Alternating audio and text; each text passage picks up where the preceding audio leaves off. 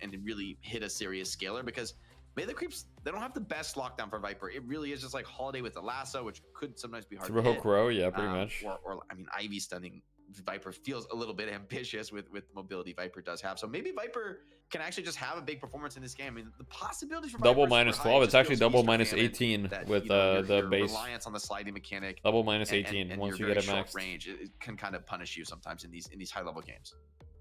It's legit been 40 minutes since the last game ended. Yeah, I believe Viper's it. strengths is Here we are, though. Viper's pretty good at farming because of the like high single target damage and ways you can kind of like, you know, get reloads in. So You know any Han heroes, Dester? I mean, tackle those not off the top of my high-tick head. pretty Like, early on. I've seen them before, but I've never The played issue Han. is that in general, if you have somebody farming, Let's get Primal Beast and Deadlock. I don't know about that. Keep pace with the team. On heroes are still the coolest I've ever seen. Farming at all, or even think about it as much. Maybe we need some of them because you're converting more map control, you're converting more objectives, you're creating better team fights, which allows you to also invade. Don't you think that they're wasting time in Fight Night? It's not that they're wasting time; is that teams take time to get ready and all that stuff. So it's not really like their fault, you know. And like also, people production needs breaks. Like everybody needs breaks. So I think it's fine. I think it's the pace of Fight Night is fine. I'm trying to think about it. And the only thing I can really think of like synergy wise is like the Viper pocket with Affliction plus the lethal venom. Because Affliction is gonna get someone low, and lethal venom explodes based on how much health you're missing in spirit damage. So you people believe Puppet Master would get a Dota port, but that was always dead. Isn't Puppet Master like essentially Ring Master or whatever? But Ring Master got like a whole different ult and everything though. They could single target one person pretty quickly and then look to, or at least hope to, win the fight off the back of that. But double minus 18 is so disgusting. Yeah, it is. Damage on melee creep side that like if Viper doesn't have a decent start. All right, Stella has joined us. The fights anyways. Okay, Stella. I think it's a great point, Dan. This that is like the younger cat. You can have all He's the very like jungle active in the world, and but if she you're runs going around for a the bunch. jungle while you're losing lane creeps and you're losing guardian, it's not worth it. It's a losing play. You need to be winning your lanes, forcing the enemy into bad responses, and then going to clear jungle. And like the jungle clear speed is not the key element there. It's the ability to put the opponent on the back. They're both great. Yeah, they are. To make that a reasonable They possibility. are both. Once you get into like really late game, it can be nice that you can like clear camps much faster than other options.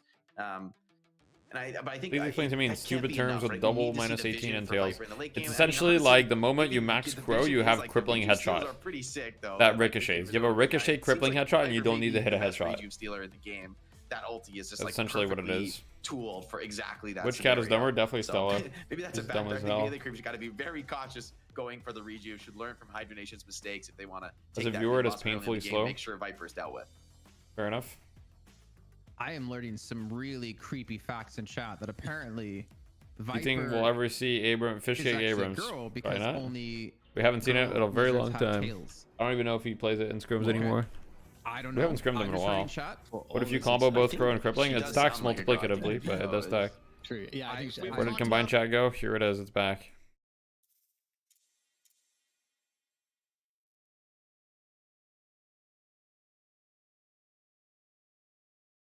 Yes, it's broken. It's like if they have Crow and Crippling, it doesn't matter that you have improved armors. Your improved armors are essentially like non-existent. That's why you need shields against it. Alright, so we've got 7, and Pocket. Good lane, right? We explained why it's good. Very interesting that he started Lightning Ball instead of Stun. I wonder if that's a misclick or if he like has something that we don't know. He's getting good damage, good poke.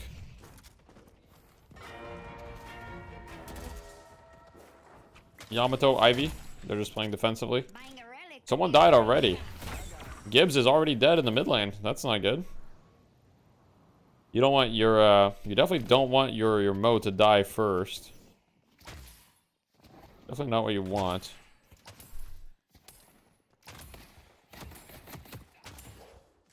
X still on screen? Oh my bad. Boom. Yeah, I gotta get Stella out of my lap. Like she's on my lap, but she's very distracting. Sorry, Stella. Bye.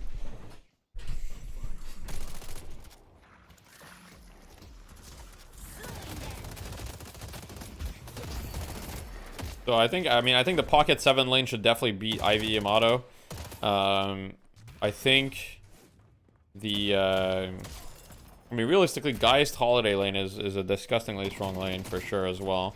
And you're playing against Viper Kelvin, which seems interesting. I don't know if I like Viper Kelvin. I feel like I feel like there's not a lot of synergy in that. But then again, I don't know who you pair with the Viper in lane. It seems like the Viper pick is just weird for the lane here. I feel like you don't actually have like a good lane combo. How's your team been doing? We're kind of like taking it chill. I mean, a lot of people are kind of burnt out, so we're just like, you know, we're staying around, sticking together as a team. But yeah, we've slowed down the scrimming and everything for sure.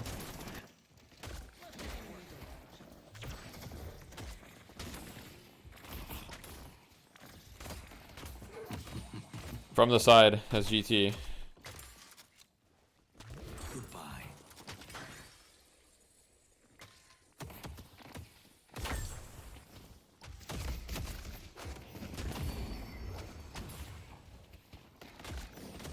Okay, Calico's kind of in.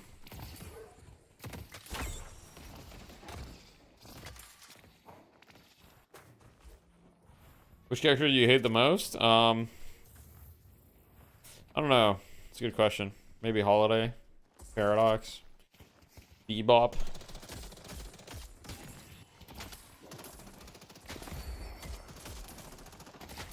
I'm really hoping for items that change the game. Yeah, I'm sure we'll see a bunch more items that are like more drastic added. We'll see though. Does anyone have lane comp data like win rates? Yes. We keep track of a lot of stuff at TF2 Boomers, so we can tell you the win rates of specific, like, some things. We can tell you the win rates of some things. Not everything, but it's mostly, like, moot, because the meta's changed so often, first of all, and second of all, it's a small sample size in the first place, right? So we've got first GT Bird, bit of a nothing burger. Average goes in there. Sinclair should be dead, yep. Average pieces out. It looks like mid lane very much in favor of melee creeps at the moment. 2-0 in the mid lane. Side lane looks like Saya is actually going to go down, but pure content as well. So a bit of a trade. And Fishcake also goes down. So 2 for 1 in favor of melee creeps. And in the Yamato Ivy lane, it looks like 7 is diving. Everything's happening all at once. Looks like they're not going to get anything off of the 7 in the pocket ult. I mean, Pashi is like 1 HP. He's afflicted, so he needs to go back to base. But other than that, they are losing a lot of tower health, though. And Pashi is going to have to go back to base, so he's going to lose a lot as well. And their Guardian is almost dead, so that's definitely not good.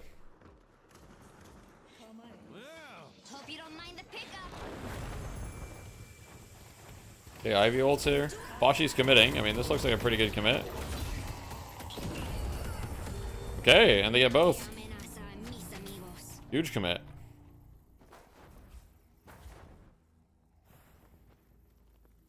Did your custom crosshair show up in Spectator? Yeah. Who's burnt out? You? I mean, I'm like slightly burnt out, but like most people on the team are kind of just like, like the game right now is just not that exciting to play competitively, frankly speaking. Like the scene is like quite small. It's like the same people. It's like slightly stale. You're competing for nothing. You know, it's very hostile environment to compete in for sure.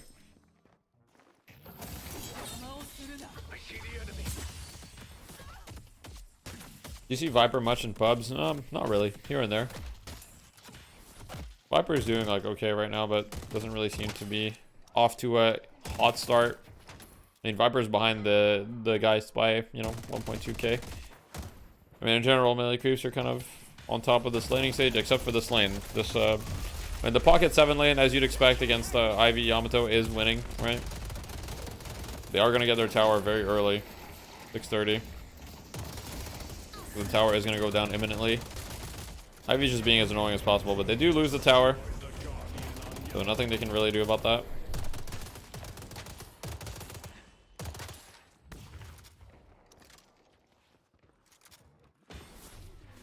They're on this side. What's happening? So mid lane, even though mid lane is losing, is winning for the side of melee creep. Sorry, it's not winning so hard that they really have gotten much tower damage so far. Much more even. Any primers? Yeah, true, guys. Guys, if you got Twitch Prime, you're watching the stream, you'd like the support right now. Much appreciated. You get to, you know, enjoy ads free, and you get to take money out of. Oh, Pure content goes down. Poppers goes down. 10 kills to 3. I mean, melee creeps are all over the map right now.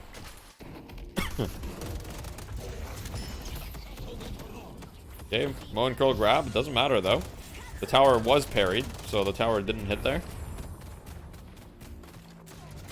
Melee creeps get the right side tower as well, and this is just like pure laning domination from the side of melee creeps at the moment. They're up 5k on BNB.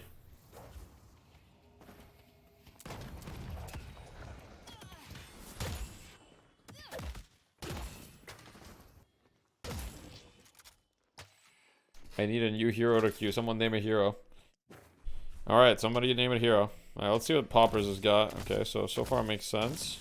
I mean, the items themselves make sense. As far as him playing weird, I'm not sure.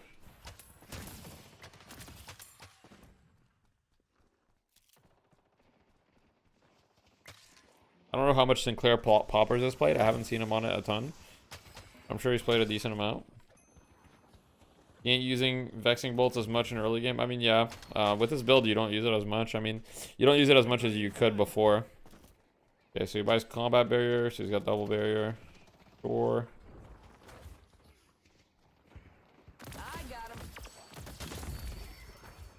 Looks like he's going for the rocker build from what I'm seeing. Yeah, we'll see how that turns out.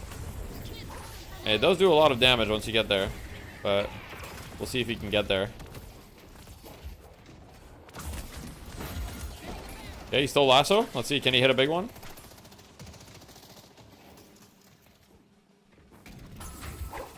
Nice try. Not managed to hit a lasso. Melee creep's looking pretty good. 5k lead, 11 kills to 3. Very much in control. Their towers are even though, so it is important to keep in mind that while melee creeps have a lead in kills, they have not quite managed to turn that lead. Actually, sorry, the towers are... Wait, are they even?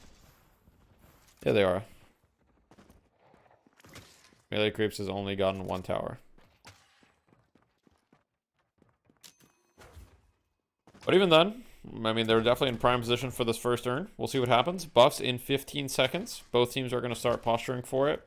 Looks like this Grey Talon wants to pressure the 7 from behind. They're trying to maybe do a gank, but then they probably realize, hey, the buffs are coming up in 10 seconds, so... Time for evasive tactics. You know, they get in position for the buffs.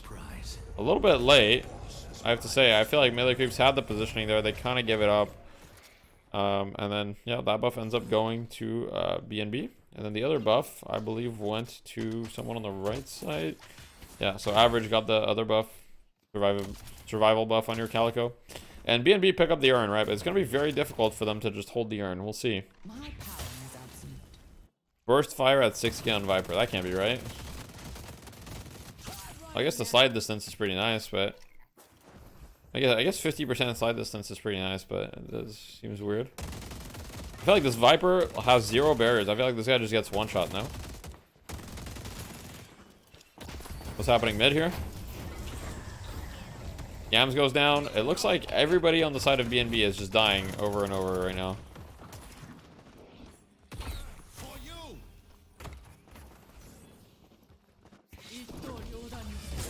Meanwhile, Pashi Pop is just living the life on the side lane, just free farming, scaling.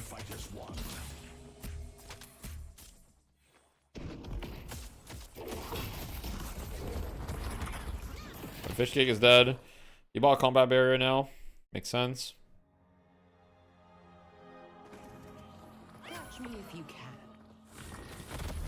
I mean, 11k lead for the side of melee creeps without even having done 1 urn. And Quig lives on literally 1 HP here. I mean, that's a heartbreaker.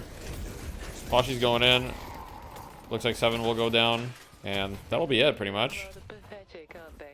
And they're going to pick up the urn to try to deny it. But once again, I mean, they're down 10k at 11 minutes. I mean, this is 16 to 3. This is looking...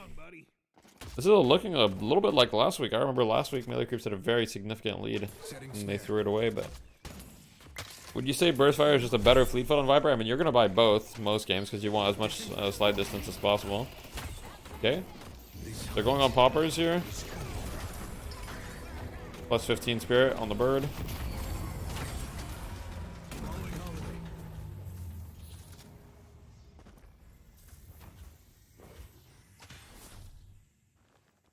Proof scaling, -3 second charge delay. Okay.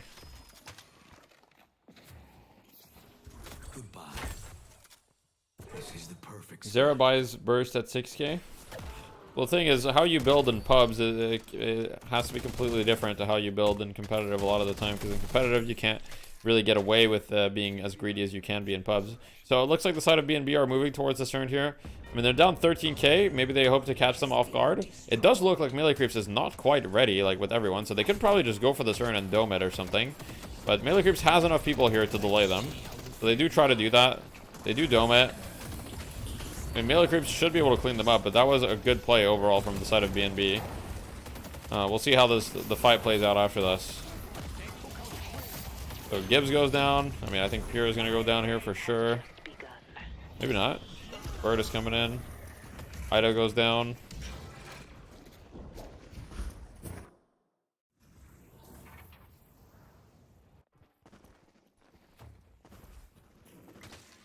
Delivering under dome should not be possible. No, I actually think that's fine, to be honest. Like, actually,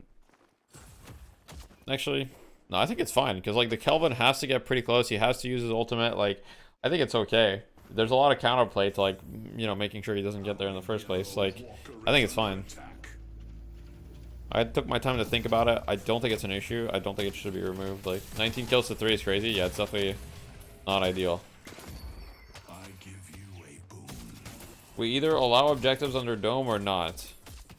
Well, I think that urn is, like, different, you know? You're not just, like, killing a building for free. You're just getting an urn. I don't know.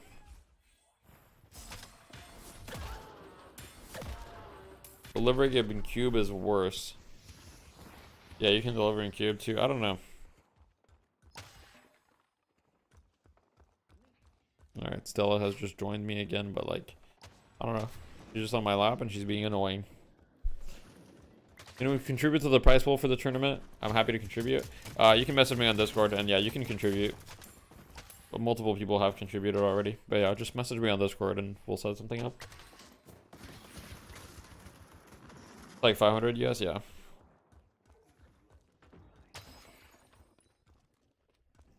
Typical cat behavior, yeah.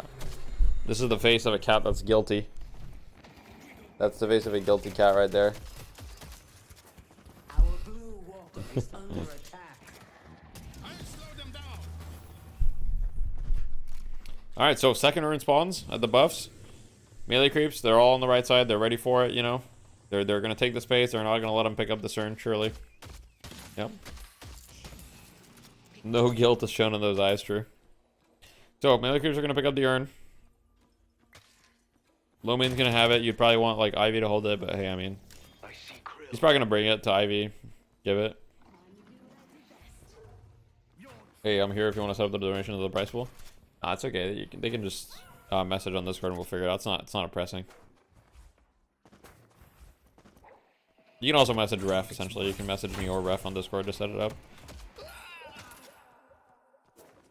Do you think they'll stop allowing mods like skins when they release the game?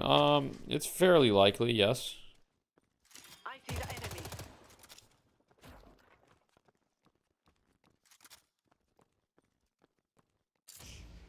So, Ivy's picking up the urn. They're just going to wait until, you know, the lane state is going to be good for them. Until they go for it.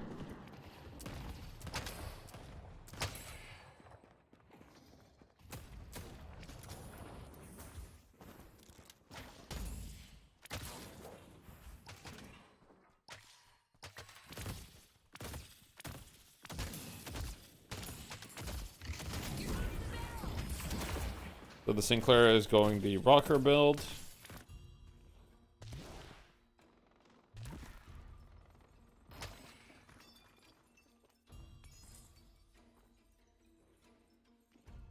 Okay, so they have the urn. They're debating whether they want to try to go for it or not, right? The Holiday is pressuring the Walker, so they're going to have to deal with this Holiday. Probably the moment they see someone dealing with the Holiday, they might try to send it towards the urn.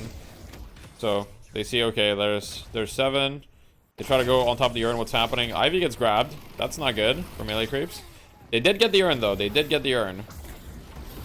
So at the end of the day, if they can just manage to reset here, it's really good for them. They don't even need to take this fight, I think. So Boshi's going in. I don't really love this fight, to be honest. I think this feels a little forced. Like, at the end of the day, you can just reset here and you did your thing, right? You got your urn, you're up 16k. Like, as long as you don't die, you win. Ow, my cat just clawed me. Oh, nice.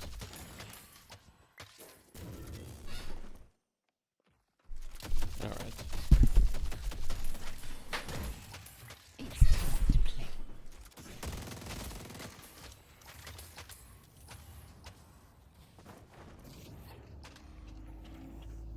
Yeah, I mean, not really much going well in the favor of BNB. That was a good kill on the Ivy they got there, but they didn't really get much else, and they let him get the urn. So at the end of the day here, it's looking pretty good for melee creeps. Pretty standard Calico build here.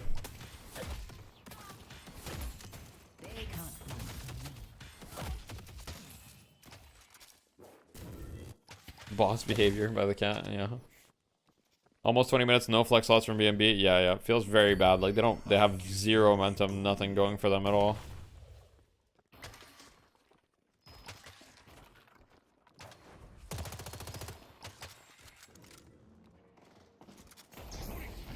Okay, good rescue beam. W rescue beam from Quig, saving Saya, and now flying Saya, and they can look for a re-engage here with Ivy ult actually. Boom, throwing Saya back in. Oh my god, it's massive. Oh, it's so big. It's all from a third-person perspective. I mean, the dome onto the Yamato, but it, like, you know, I don't really think this is gonna do much. Wait, never mind. It saves the 7 ult. Nah, it's not enough though. They're all dying. I thought they put up a fight. I guess I can be wrong. It's not enough. I mean, Fishcake has a lot of money though. Don't get me wrong. Fishcake's got 19k. Maybe he can make something happen. Who knows? The Viper's rich, guys. The Viper's rich. They're going mid. They're going mid. But the Viper has max ult, guys. The Viper has max ult for mid, and you don't have Yamato ult. This is actually like... The Viper can actually steal this. They have Viper and Sinclair. Now, he doesn't have any points in Bunny, so, you know, he doesn't have a big Bunny. But the Viper has max ult. Yo, Viper's not even going for it. Oh, man. They're just going to give. Oh, man. The Viper's not even trying to go for it. I feel like Viper has a decent chance to steal it there. Like, you might as well. You might as well. But hey, they want to play it the safe way. Ido gets picked, unfortunately. This is very rare that you see this on Pocket, but he's gone to Warpstone before Mage Leap. You know it's not looking good. Wait, Pashi gets gone on mid. I don't know. I don't think they have the damage though, do they? No, they don't. Pashi's got debuff reducer, W itemization. He doesn't have ult for 8 seconds, though. Okay, he manages to live just a little bit. And he's got his 3.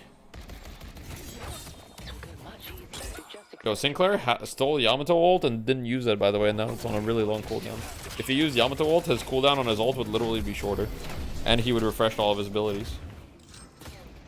That bait by climbing the rope and parrying, yeah, that was good. The W bait. Yeah, I mean, this is looking like a melee creeps victory. They've gotten every walker, and now they're just going to clean up, and it's going to be over for them.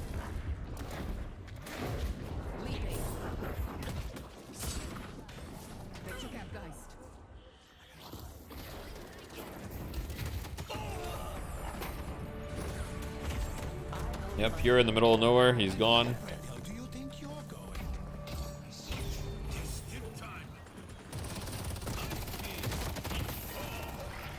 So looking like GG, 40k lead, rejuve. You know, it's gonna be hard to fuck this one up, I think.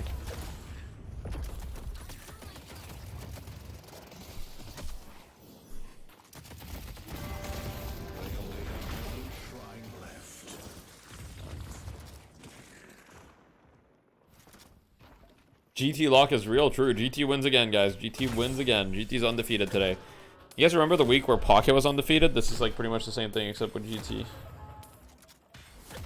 Fortitude needs to die? Nah, Fortitude's a fun item. It does not need to die. It just needs like a slight nerf and then it's going to be okay.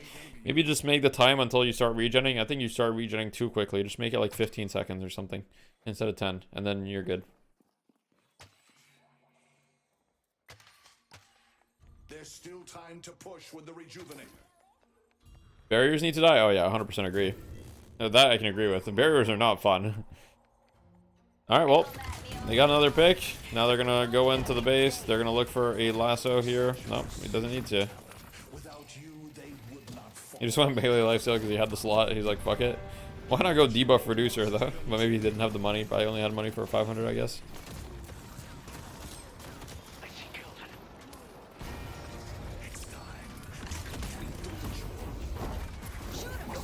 I mean, nice try.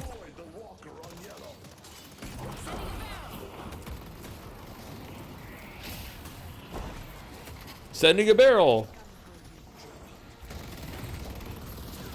You should just do a marathon stream on what you think needs to be changed about every item. 24-hour stream. I list every problem I have with deadlock ever. Where's this Veil Walker, bro? I can't believe it. The game. It's 23 minutes into the game. Doesn't have the money. GG.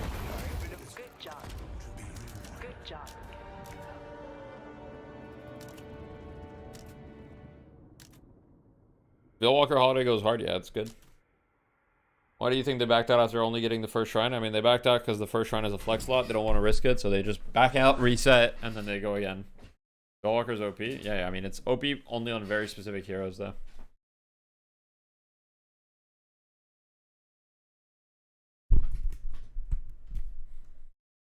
I mean, barriers are just broken. Like, the reason Veil Walker is OP is it's like mostly because barriers are OP. I hope BNB learn and finally give Fish Cakes Abrams. I mean, what I can tell you is that BNB are not losing because of one player being on a specific hero, right? So, yeah. GT wins.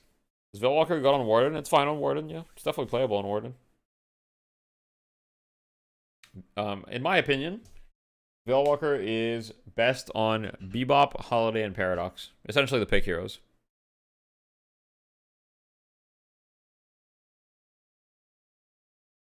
That Sinclair build is not it. Look, you can say what you want about the Sinclair build. It's obviously, I mean, I don't like it. I disagree with it. That much is very clear from last week. I'm not going to repeat it because I feel like I harped on the Sinclair build too much last week, and I don't want to, like, I don't want to be negative this week. But, like, you know, it's not really the reason they lost. But yeah, I disagree with the build. I don't think it's really that good, but yeah. Show Viper build. Okay. Here's the Viper build. I think when you have to build this, you know, it's kind of cooked. Be negative, be evil. No. There has been no cinema from BNB since that one Fishcake Abrams game. Yeah, but it's very easy to say that from an outside perspective. But I can tell you that the issues that are happening are much more like fundamental. Like, Deadlock is all about fundamentals, guys. Yeah, having your star player on his star hero is a good thing. But at the end of the day, good players have good fundamentals and can perform on any hero or whatever, right? So, yeah. Alright, let's go back to the stream. And the really dominant. Did Viper cooking you? Nah. I mean, Viper has not been cooking today. John like really came out to a hot start and set the tempo against BNB, who I don't know why BNB like picks Viper a lot, but yeah. I mean, I don't think Viper was necessarily the issue either, but yeah, I don't think it was a good pick. The rest of the team is dying, unable to really take these team fights. Holiday, there's a reason this hero gets banned so often in Europe. Yeah, it's nasty. It's really nasty.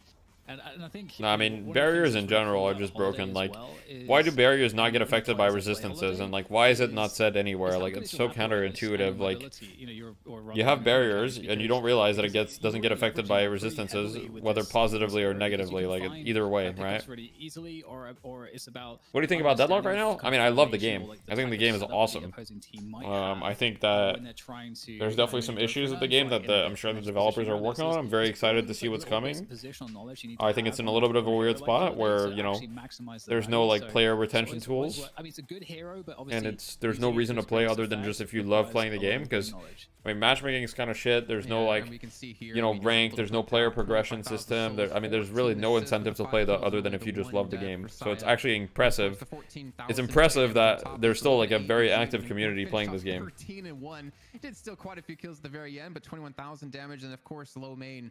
I mean, every time we see Great Talon, you can almost guarantee to see it be probably the biggest damage dealer in that lobby, Jake. Yeah, and I mean, man, just a rough game for B&B. Like they got 5 kills all game. Like it is pretty hopeless, honestly. Yeah, rough game. Pretty early on in the game.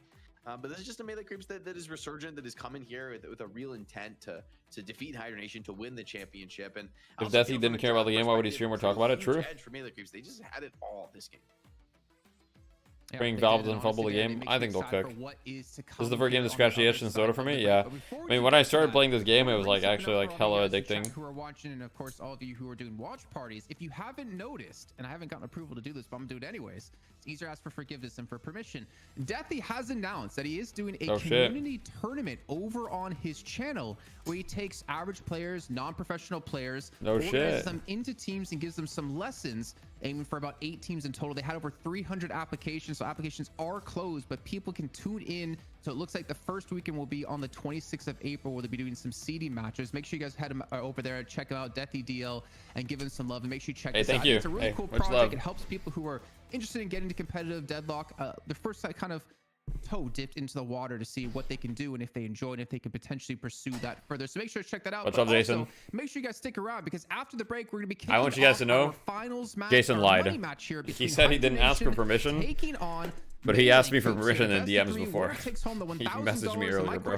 Bro just straight up lied. Do you think Melee Creeps can He asked me for permission, or he didn't ask me for permission actually, but he said he was going to do it. So I guess that's number 22 presented by Intel, and we'll see you all shortly.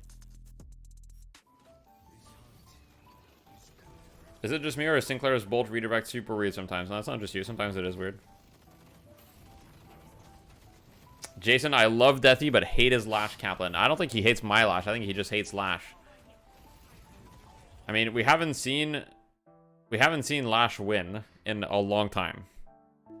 Let's just put it that way. Yo, Arctic Saber, thank you for the 2 months. Let's go. Thank you for the sub. I appreciate you. Much love. All right, NA Grand Finals. Who's hyped? I mean, Lash is an asshole. True.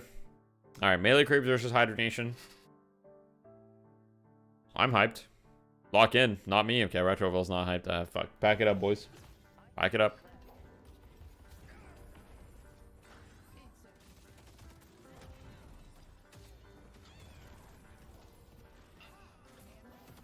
Crazy how different Lash is in competitive and pubs, like 2 different heroes. Yeah. I mean, yeah, in competitive, Lash is like, people are locked in. The thing in competitive is people are locked in and they want to counter you, right? Their whole, like, they just want to spend their life countering you. In pubs, nobody's really paying that much attention to you, so you just get, like, free ults and shit. Wait. If you're here from DFN stream, turn back before it's too late. What? Huh? What do you mean turn back? Wait, what do you mean? Huh? One sec, I didn't see the thing because for some reason my notifications are also fucked. Bro, what is this, man? Thank you for the 10 bucks, Kasani Teto. Thank you, I appreciate that.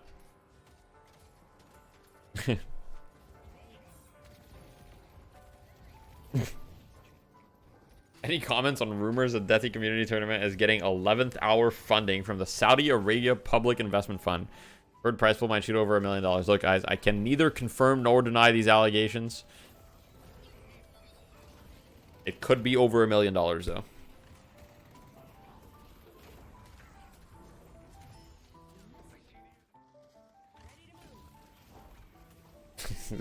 Alright, Tetsuo's confirmed it. Another $1 million added, so we're at 2 mil. What do you think the best EU player is? I don't really think that there's one EU player that's better than the rest. Like, I don't know. This game is so complicated that I really like. I don't think there's like one player that's like, holy shit, this guy is so much better than everybody else. I mean, EU has a lot of good players, and so does NA. Incoming rug pull, yeah, true. For 2 million, would I rug pull? I don't know. 2 million, 2 mil. That's like life changing. You know what I mean? Habibi, you need more sponsors. It's funny. We had a LAN at Deathy's house. Hey Deathy, were you watching your laning phase? I didn't watch any one's laning phase in detail. I watched all of the lanes. Why? Did you own or beef? I mean, I saw that you guys were winning the lane, but before today's game I watched the Europeans play and you copied them. There you go.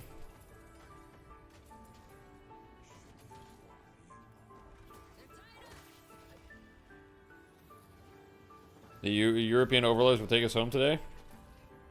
I mean, look, I think that if NA gets closer to the way Europe plays the game, that's good. I know, like, I know there's a lot of NA players that hate it when I glaze Europe or whatever, because it's like, it feels bad, right?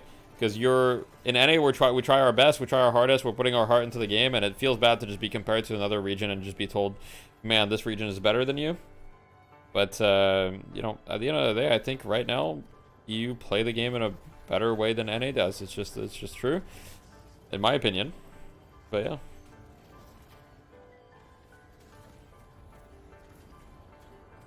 I'm not here to glaze them, I'm just here to recognize. I think the first step, you know, is you recognize, hey, EU is playing the game better. How can we learn and adapt our playstyle in NA and take advantage of these things? How does EU play the game? EU plays the game much more as a MOBA than NA does. Like, EU is much more, like, calculated than NA is. Like, they take way less pointless fights. Like, they're much faster at objectives. They're, like, all about the urn and buffs. Like, every urn and buff is, like, there's, like, a fight or, like, 5-6 people are positioned for it. In NA, it's, like, always a little bit slow and shit. We are more fun, though? Yeah, we're fun, bro. We're fun. EU is just better at macro? It's true.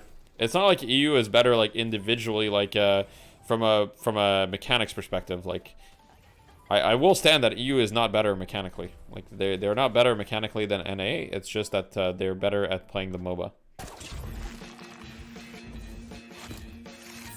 Sure. NA is a run-it-down community. After we just witnessed a fast-ass match, yeah. NA is the fun region, true.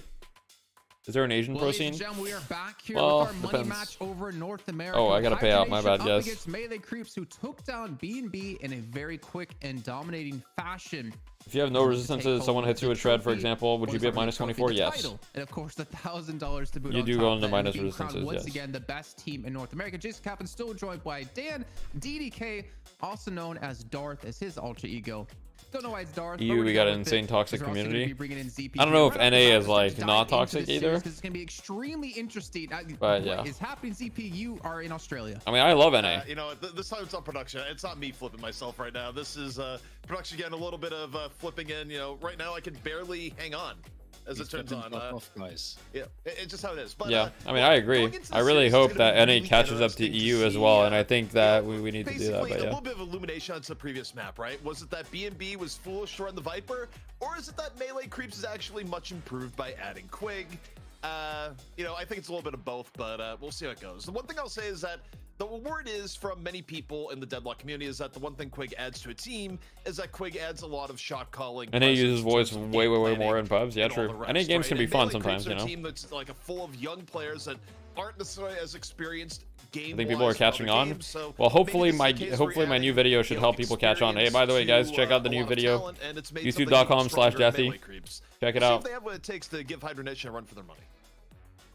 True. Yeah, it's you go, Jason. It's gonna be in really Dota, the problem was always ego. NA top players never let talent flourish because. Yeah, I mean, I think in NA there's a lot of ego in general. No, both players love Ivy. In Deadlock as well. Yeah, I don't know. I really wish you didn't let me go because I was making a stupid joke. But yeah, I mean, going. Let's just say last week when I talked shit about Rocker's build, some people were not happy about that. Some people were not happy about that. Coming in. Which is fair. I will say I did go over the top, but you know, I mean, if you come in for the new video, go ahead, Yodi, you got that. Got them to where they are, and we've already seen in the short amount of time of turnover for Melee Creeps that their draft looked extremely good, their gameplay looked extremely good. Cool Cheese was replaced. This gets me excited about, you know, Melee Creeps. Maybe this is their time for domination. Do you think games are too one-sided and need some game flow rebalance? You know, slightly. Calc is Viper. What is that? Why is Calc Viper? What the hell? It made me realize that. Well, our thing is obviously belts. We actually have to make belts, and that is how we have to. I was like, so these signature heroes are kind of interesting. Is Lefa's signature hero really Yamato? Obviously, we'll get all the people that are actually creative do that for us. That experience playing with versus Rocker with his belt didn't work out good for him though. Fair enough. Was it on the NA server or the EU server though? Also disposable, because I feel like you do the normal thing where you invest in like a really expensive, like nice looking belt, but then you give it to. Are you guys gonna scrim them again or?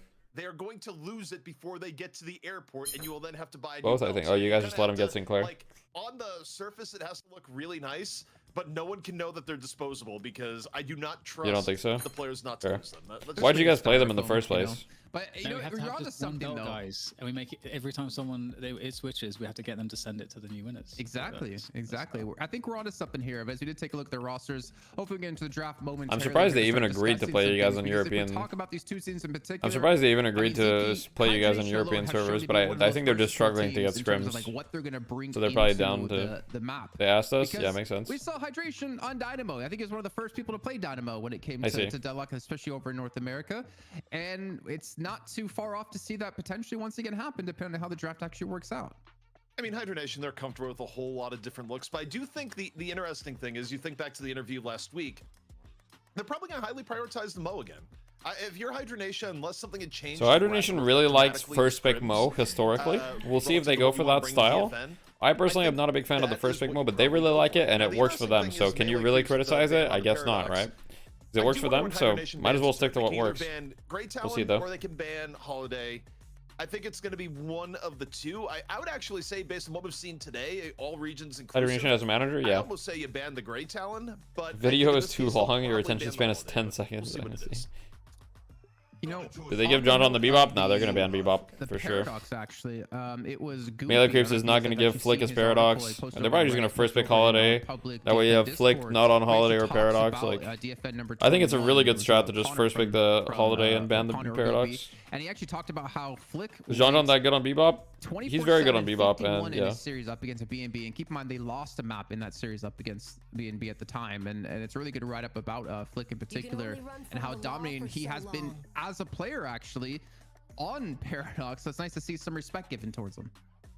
Yeah, I love that. Yo, this is interesting because Skinner with the 50 gifted. What the? You're playing at the top level. Wait, and usually it's, what is happening? Are your fundamentals good enough to actually The compete heck? with this team? Yo. Or in this case, Thank you as well, so in much. addition to You know, that, part of holy. it's the hero pool, because when we get into this draft phase, 50 you gifted. gotta God be deep damn. enough in the Everybody hero gets pool to watch to ad free, create guys. difficult Everybody decisions gets to for your watch ad opponent. free. And you know, then being able to take away Paradox is really nice. Obviously, we've got the Bebop getting thrown out of there, which obviously W. that's, you know, Thank throwing you. some Appreciate respect that. on- Yep. on They pick Melee Holiday. Creeps Makes also. sense. And we get the holiday opening. Thank you for the GC Prime opening Cunning from Stunt Hydration, 90. so- Thank you. Thank So you. this is already like, I think, a good start to the draft where we're seeing respect. You're a man of the for both people. teams. Yo, thank you. I appreciate Do that, they man. go the Mo or do they go more meta here? Like, they can go Mo, they can go something like a Mirage. Yo, Tetsuo. They- Thanks for the gifted. See what it is, or they could, yeah, Calco's the other option they could go here. But the interesting Okay, part so is Hydra that Nation not they're picking Mo prioritizing first. Mo as heavily as they did in the Interesting. last week. They're still going with frontline. Deathy's highest gifting. earning stream. However, I think this they is have actually my opened highest earning up stream ever, Melee for sure, Creeps yeah. At a minimum, the grab Mirage Thank you so much. in the next I really appreciate it, two guys. picks, and likely, you know, if you know what Hydra Nation has been playing, again, unless you have a reason otherwise, you can just snipe the Mo away right here and now, and I think that would be super strong for Melee Creeps. Wait, so Flammable, did they just like... Wait, do you have the screenshots, Flammable? Can you DM them to me?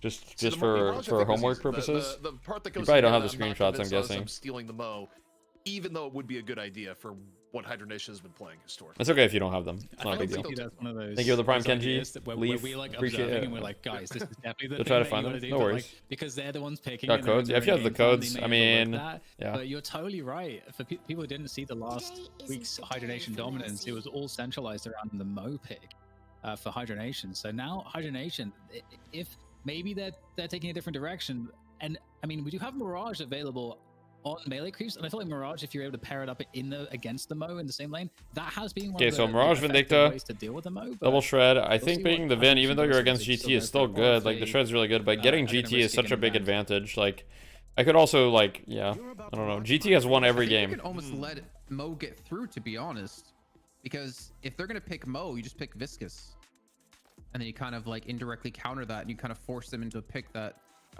You force them into a pick that you also allows you to ban Sinclair, something maybe a little okay. bit more high priority for yourself. I think the safe thing to do here, though, I mean, it's true you can do the Viscous and lessen its value. I do think if you're Melee Creeps, banning the Mo on the turn seems to make sense. Hydra Nation, though, not wanting to deal with the Kelvin, deciding, you know what, Kelvin, get out of here. Next ban here for Melee Creeps, though, to me, super interesting, because, again, Hydra Nation has first pick coming out of the ban. Yo, what is that? So...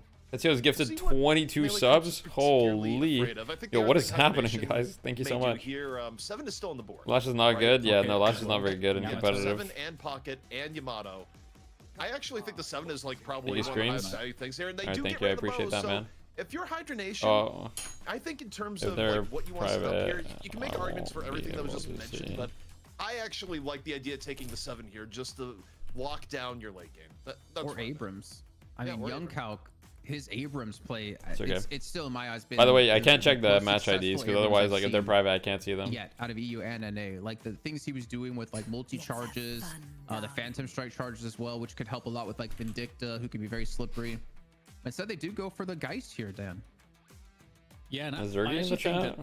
I wonder if the 7 pick is tempting for melee creeps because Hydra Nation, obviously, as we've seen, already have some pretty good counters. Okay, Lady Geist. Just the GT in of itself has a lot of. What is options Flick to just playing? use Is Flick the on hell out of the Abrams or 7 and so something? on, so Or is he going to be I'm another curious, hero? 'cause Because Fire melee Nation creeps would literally take have honestly all as of the the heroes GT, that he's but played I can get recently. the Recently, pocket. Flick has played Holiday, Paradox, and Moat. Yamato Paradox and hero Moat would be banned, kinda and nice Holiday is to first see pick. Potentially from them, just go full playmaker mode. Well, if they want frontline, Abrams is kind of double benefit here because Abrams is still something that Hydra Nation might pick in this situation and still would be good for melee creeps, given the fact that, you know, ideally they need some frontline. I mean, they are a team that has. So on draft from melee creeps? Yeah. Any frontline But whatsoever. they definitely have so preparation. Stranger things have happened. Abrams? But, Okay. they go That's for another Abrams. Flick hero. I like that. I Is like Flick it more for the literally fact that it's just not left with count Flash? I don't think I've in seen turn, Flick play. but Oh no, he plays in terms of Bebop, but bigger Bebop's picks that are banned. going on here for I think Hydra Flick. Nation, I they don't know what still Flick have the plays. I option literally, I of think he has no 7, which to heroes. me is, like, Flick more Para, no, and Flick more Para's likely that banned. You've gotten this deep in the draft and you still wonder, okay. Flick Para's who banned. I'm Flick going to Holiday's pick is picked. more Flick of a Abrams is carry picked. style role. Flick Mo's We'll see, banned. Jason.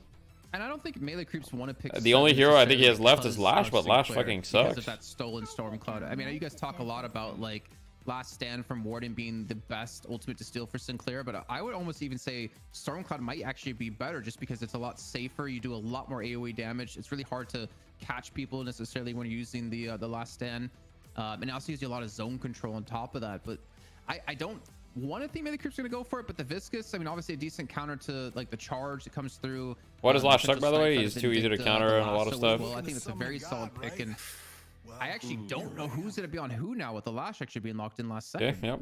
Lash is like. I don't know. Jason, do you happen to know when the last time Lash won in DFN? Ooh. Like I feel like Lash has lost most of the maps he's been on.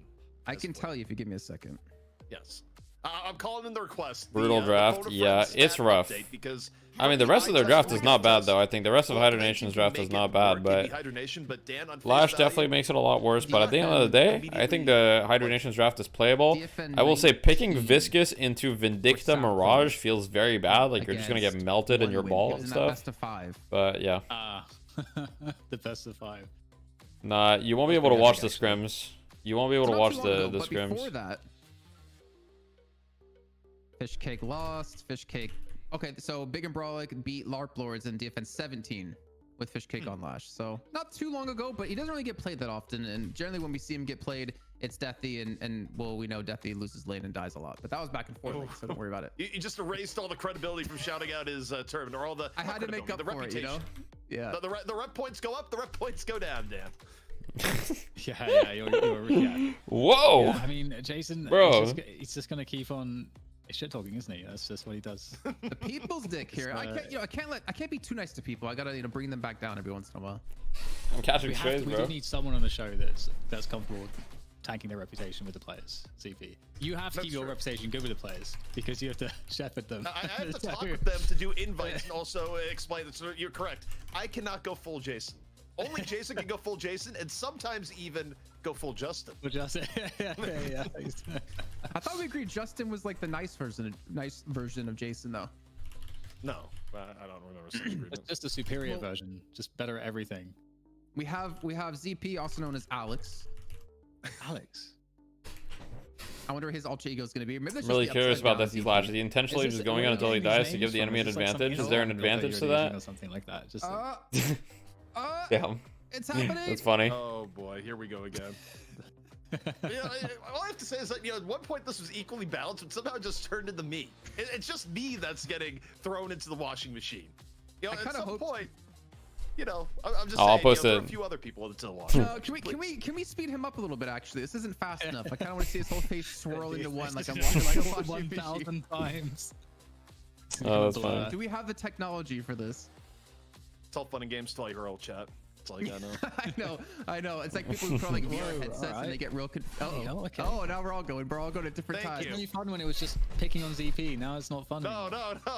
You're all going for a spin cycle. Is what's going on here. I wish I could commit to the bit and just fall off my chair the right direction, but I don't know how I fall upwards. This is where you find out that our production is actually controlling space and time, and you do fall out at the point. But if we're doing this, you know what this means? This means that a player is probably in a bathroom break. Yeah, I was gonna say, if it's hydration, that's the only reason why this is happening right now, is that his classic NA bladder control is in action again. I wish I could do a handstand right now. If I do this, then I'm in control, not production. Can you do a handstand, Dan? This is not gonna work. It's not gonna work. They're gonna win, aren't they? They got all the power. They're pressing all the buttons. Dan, can you do a handstand? I would try, but I'm wearing these like really sweet Teenage Mutant Ninja Turtle pants, and I don't want people to see them. Are we in Australia? Well, yeah, I don't know. I'm naked underneath this, so you know, there's nothing going on. I'm wearing sweatpants. True. Everybody thank the people from One Win for hanging out on the chat. Go on. There's also some of the people from VP in the chat sometimes. I don't know if Signkin is here. At Lightbringer, no. At Listic. Sometimes Listic and Signkin watch as well. Sergi sometimes. So you know, we love our European friends. This is Is Zergy here? We got Ivy at the last pick for Melee. Oh, yeah, what's up, Zergy? Looks like Quig's gonna be back on He's Ivy lurking. yet again. Gonna be interesting to see. I believe Poshupop will be on the pocket. We love them though. Love my European friends. Shout out to also South America. The more interesting one is Hydronation. We don't forget South America. If I'm not mistaken, Hydration plays Viscous and he plays. And OCE. There's a lot of OCE gamers in here. Lefa's gonna be on Calico. Who wins game 1? I guess Great Talent. I actually don't know. Hydra, HN, Hydronation, or MC. I mean, look, Lash is that goes like the deep cut, like one of Hydration's original heroes, maybe like the original hero. If you really want to go deep into the Hydration. Oh my god, please. I'm sorry, I'm not good. I apologize for my ego. Please forgive me. I'm just European. That's a good. It's nothing but nose. Oh, okay. That cuts deep. That cuts deep. Okay. Oh, quite literally, it was zoomed in directly on your nose. Like that wasn't even an insult. But we're. I don't want to cast anymore. I actually like. Okay, I think 3, I like 4, 9. draft a bit more. We didn't actually really talk about whose draft we like more. 2, 8, 8, 2, 1. Sorry, go ahead. I think we end up talking about other things, but we have a pause, which is fantastic. So we can cover that. What do you guys think about the drafts overall? Because I'm leaning Melee Creeps actually, in part because they have Holiday. I'm leaning Melee Creeps just because, like, okay. I think even before you. Let's see. Start watching in game. There's a pause. Boom. What's the Thalash versus Banny Rabbit with Deadlock? I have no idea. That's a good question.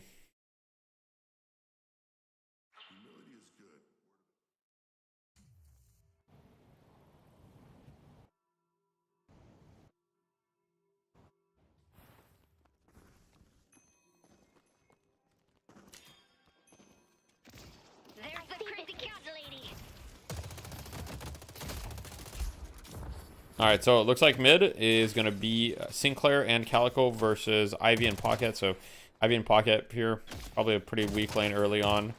Probably mostly just going to chill. We've got Vindicta Abrams versus, GT Viscous. I feel like GT Viscous is pretty strong into this specifically, but I guess we'll see.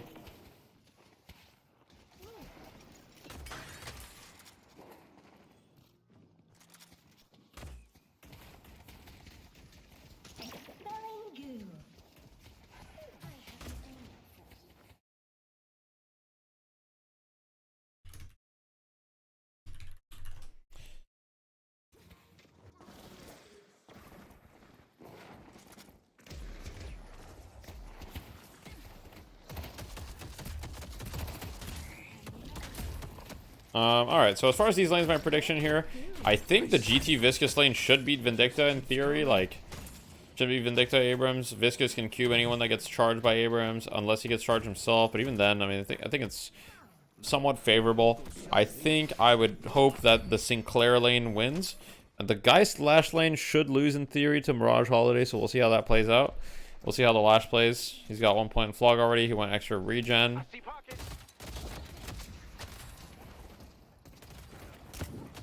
He's very much out in the open right now. I don't really like standing on the bridge there. He's got a 4x on him. He's going to take a little bit of damage, but he's going to be okay. He's still, you know, still relatively full. The lane is frozen on the other side. Well, actually, it's not. Sorry, it's bouncing back. I spread misinformation.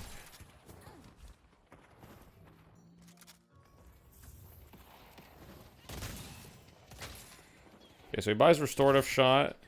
He's going essentially full defense. Makes sense.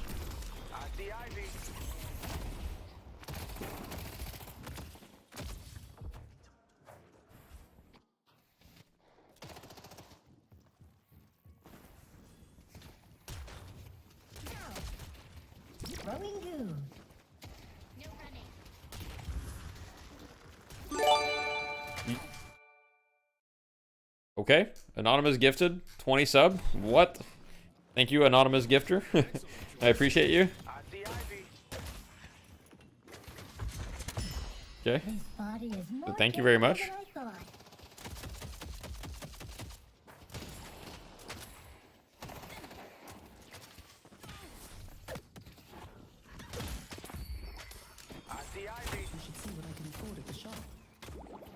Yeah, what's happening in the lanes here?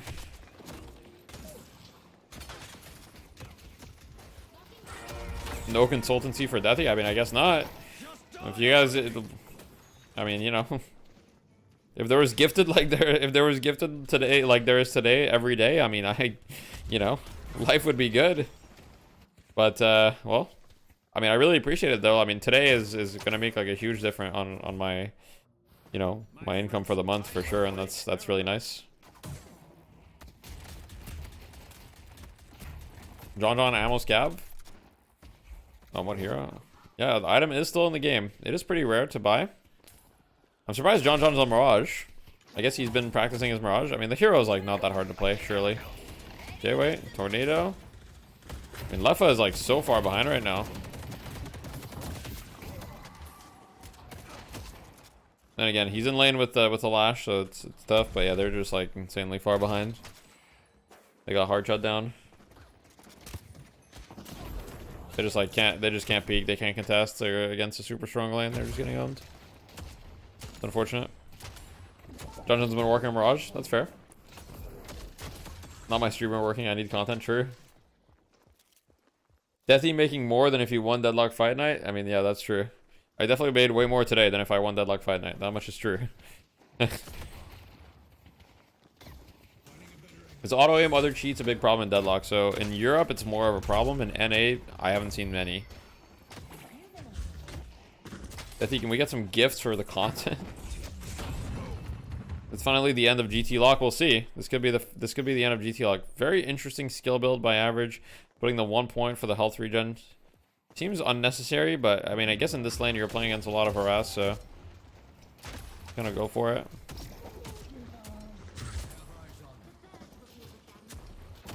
On the other lane though, left on the guys, 2.9k. Still doesn't have ult, by the way. He's about to die, and Flick is also gonna go down. It looks like maybe not. Oh yeah, good shot by Saya.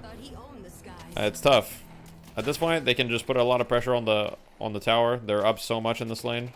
5 kills to 0 on the side of melee creeps.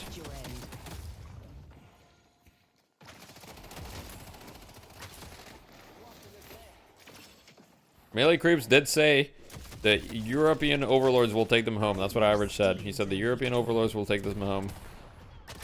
So, you know. John did win Lol Beans. It's true. He did win Lol Beans, so he's definitely got something going on for him. But not all is lost for the side of Hydra Nation. Mid lane, even though they're not winning hard, they're also, you know, they've got some pressure, right? They might be able to get some pressure on the tower soon enough.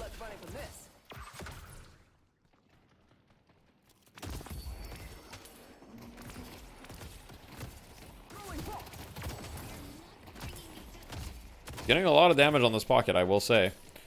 They are taking a lot of damage.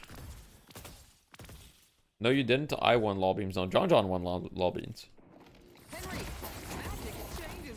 I didn't win Lol Beans, that's for sure. One thing I know is I didn't win Lol Beans, and I can't lie to you guys because all of you saw me fucking die to the lava over and over.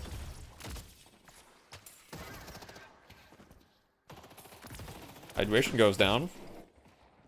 Alright. Can they make anything happen in this Lash lane? In the Lash lane, they've got Lash ult. surely you might try looking for it, but it's very difficult because, like, on one hand, Holiday can lasso you, and on the other hand, Mirage can, like, dodge it. Holiday did miss lasso, though, so you might have a slight opportunity here. Okay, he does get the Mirage. Mirage tornadoes, and now he's stuck in his slam form. Oh, never mind. They fixed that bug. If it was before then. Oh, wait. Huge kill by Rokane on the Poshi.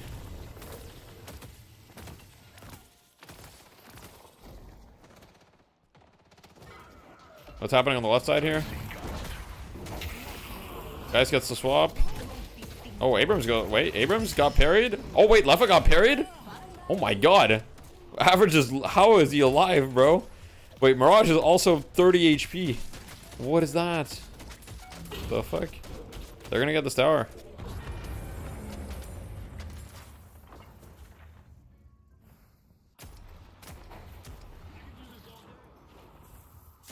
Yeah, Average is getting a little overzealous here, I think. I'm gonna reset.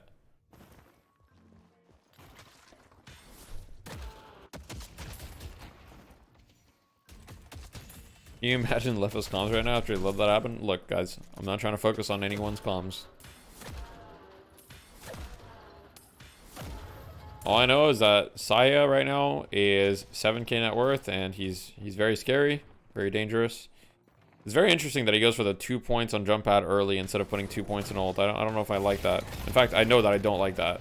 I don't think it's correct. I think he should only put 1 point in jump pad for the cooldown, and then he should go for the 2 points in lasso. Because, like, getting that extra lasso duration, like, if he had a 2nd point in lasso right now, I mean, that guy dies either way, but it would be a lot safer. Good job.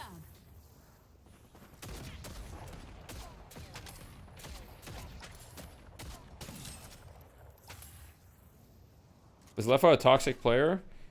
Well, it depends who you ask. I'm not gonna make any comments, you know?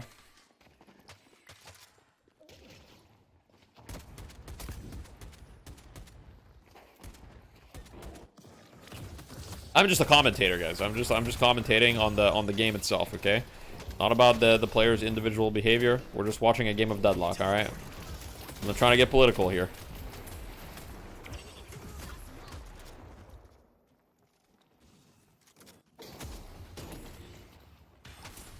Leffa and Flick getting fucked? I mean, that's true. That is happening right now. Walk up to me and die. Good luck completing the ritual.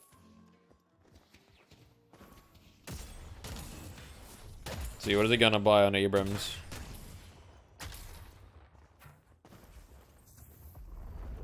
Healing booster makes sense. Good item.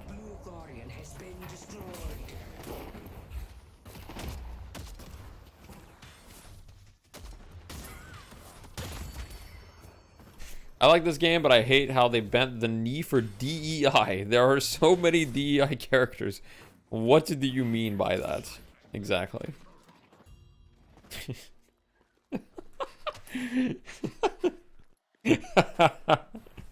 Oh, that's a classic first time message, first time chatter. Mod that guy.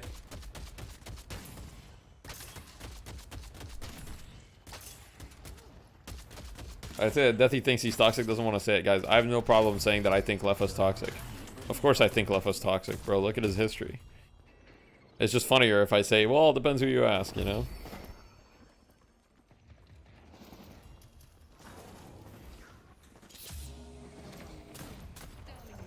Okay, so it looks like we got a bit of a fight around the urn.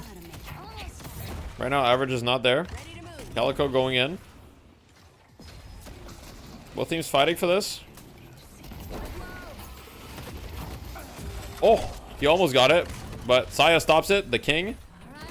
And HMC's away, and he HMC's away, and he lives. And let's look at the urn. Third person POV. Woo, camera work. Woo. Okay, Lash Slam. Unfortunately, doesn't hit. Wait. Abrams coming in from somewhere. Oh my god, Abrams going in downtown. He's in deep. Maybe a little bit too deep. Oh, big suitcase. He's going to pick it up, gets DB'd. Should be able to turn it in, right?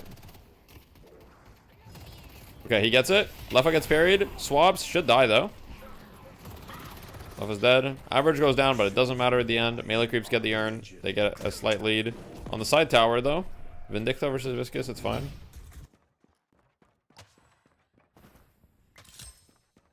Infernus is gay? Did we know for sure though? As someone asked him, why are you gay? Has someone asked him that? I don't know.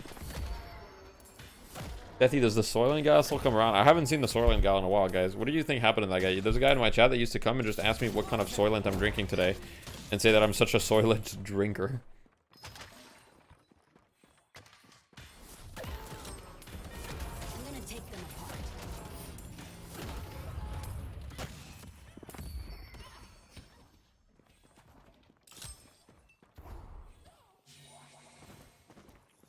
How's it going? What's up, Flair? Long time no see. It's going great. What about you? I miss I edged the Deathy DL. I saw I edged the Deathy DL like 2 days ago or something, or 3 days. Alright. I'm on the Saya POV because he's the pick hero. Unfortunate.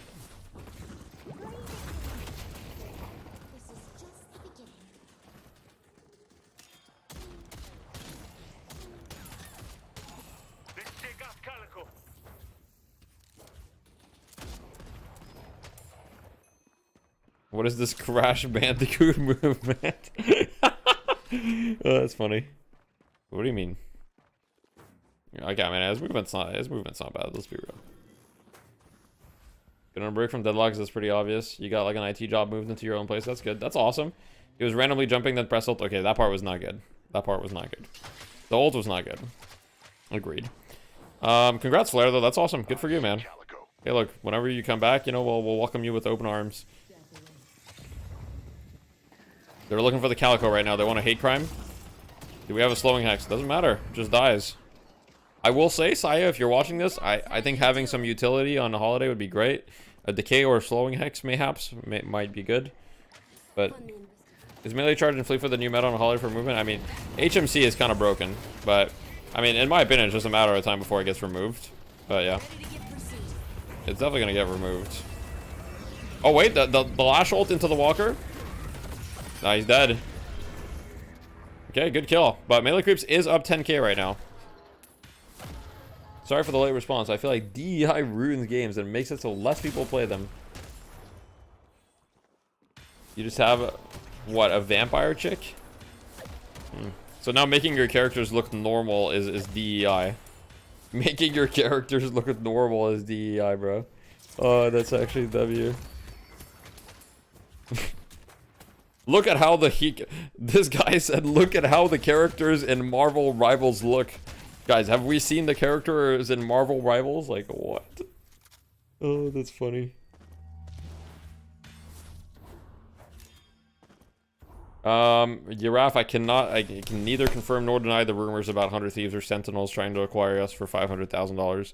I will say that it would be a very good move for them. 500,000 is a little cheap for TF2 Boomers, but,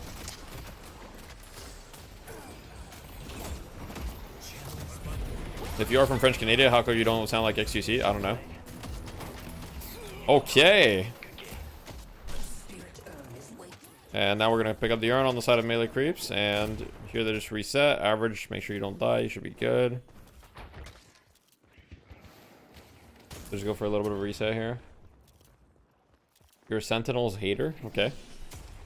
I mean, look, I'm just saying, like, I'm not going to...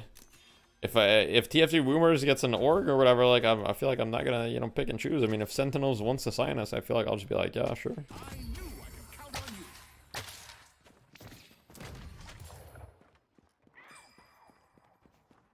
Good job. Well, I would not know how to sound like XQC. I would not know how to do that. Can we get a hostie de tabarnak? There you go. Did it for you. For the people. Please interview that guy. Nah. Levy is not Laval. Talk very fast. Just yap a bunch of unintelligible nonsense really quickly.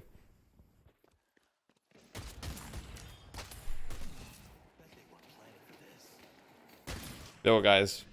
Let's stop the Hydra Nation hate in the comments, okay, guys? If you guys don't like Left 4, you guys don't like Hydra Nation, that's fine, but like let's be civil, let's be nice, you know? I'm feeling some bad energy in the comments, all right? We're just here We're in it together. We're a small community, all right? It's love all around. Nah, fuck him. Look, I mean, I don't like him either. That much is obvious, but, you know, I try not to be, you know, not nice.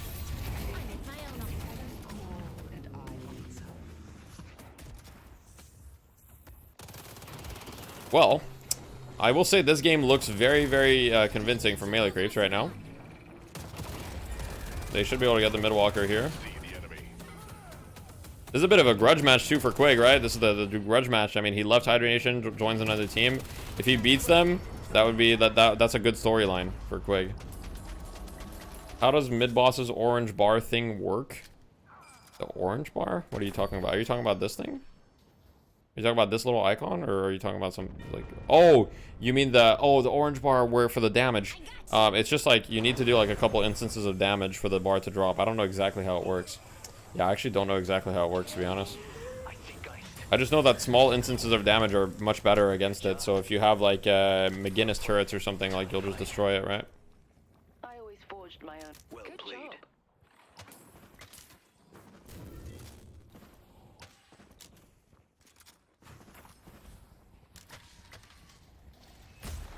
job.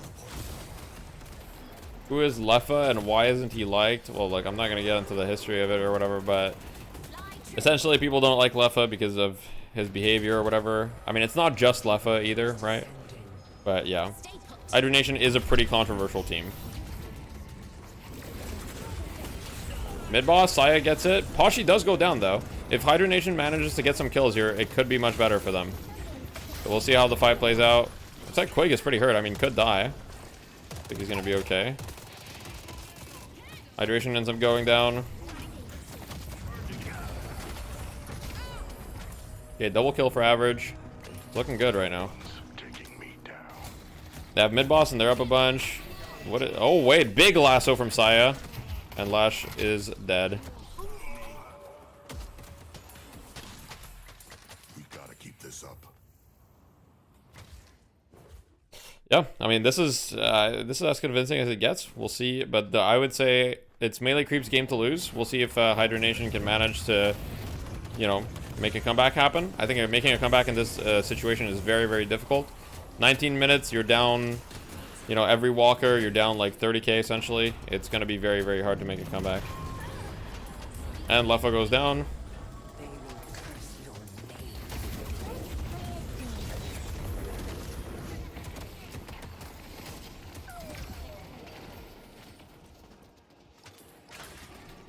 Yeah, Flick's hero pool got targeted, so he wasn't able to play any other hero other than Lash, I think, left.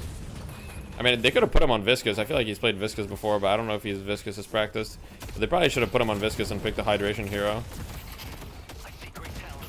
Oh, Flick's dead again. Yeah, I think Hydra Nation has kind of, maybe they've not given up on this one, but it does look like they've given up a little bit. We'll see, though. I mean, everybody on Melee Creeps is playing pretty well right now. I mean, even John on the Mirage, I mean, he's 8-1, he's chilling. And they down the patron, up 40k. Very likely game one will go to Melee Creeps.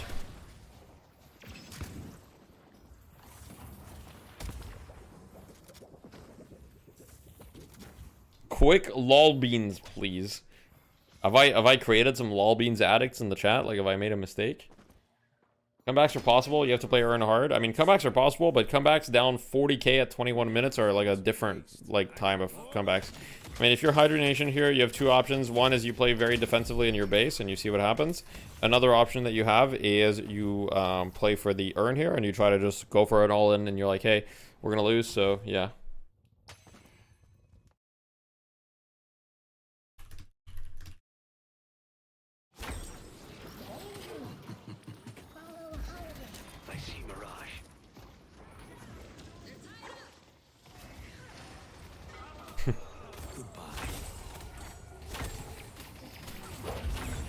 Thurgic really said, I just want to be paid 30 bucks a month for food. Okay, Thurgic, you're like 17, bro. I'm sure you're very well fed. Let's be real. Okay, wait, the bird? Oh, he dodges it. Yo, this is the first game that GT loses tonight, by the way. First game GT loses. Well played. Won't forget that anytime soon.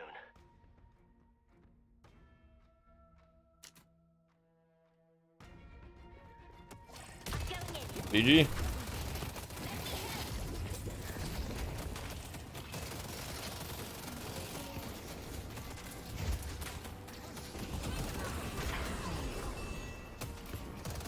Damn. Good job.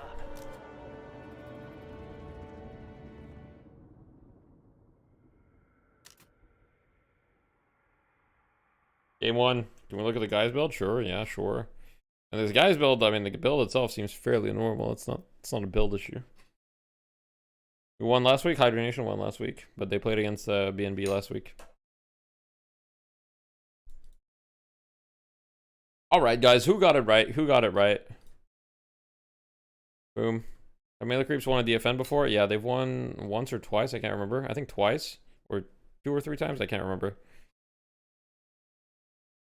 2? Yeah, there you go. Averages in here with the facts.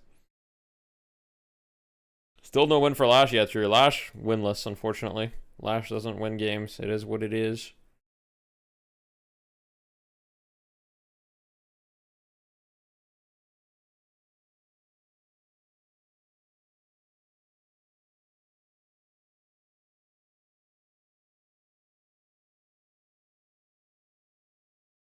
I told you I watched the European play. I'm not a European. I'm now a European. Nice job, Average. Hey, good job, bro.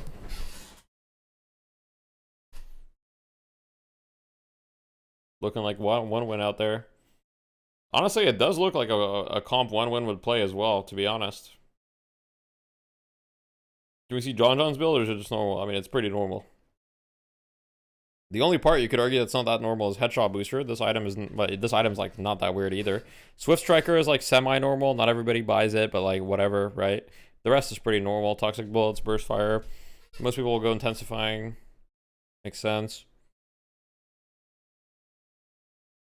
Your builds Headshot Booster? I don't see them build Headshot Booster a lot, but I think it's fine. It's like, I mean, like, yeah, it's a normal build. It's a normal Mirage build. Ivy build, pretty normal Ivy build. I mean, Heroic Aura, Alk Fire. Superior duration for the ultimate. You know. Yo, what's up, Zania?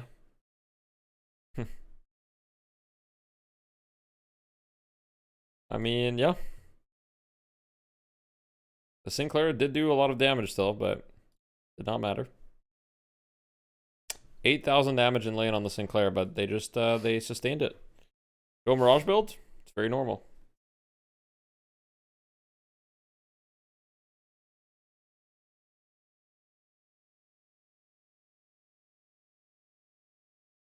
Please never go 6 extra regen in your games.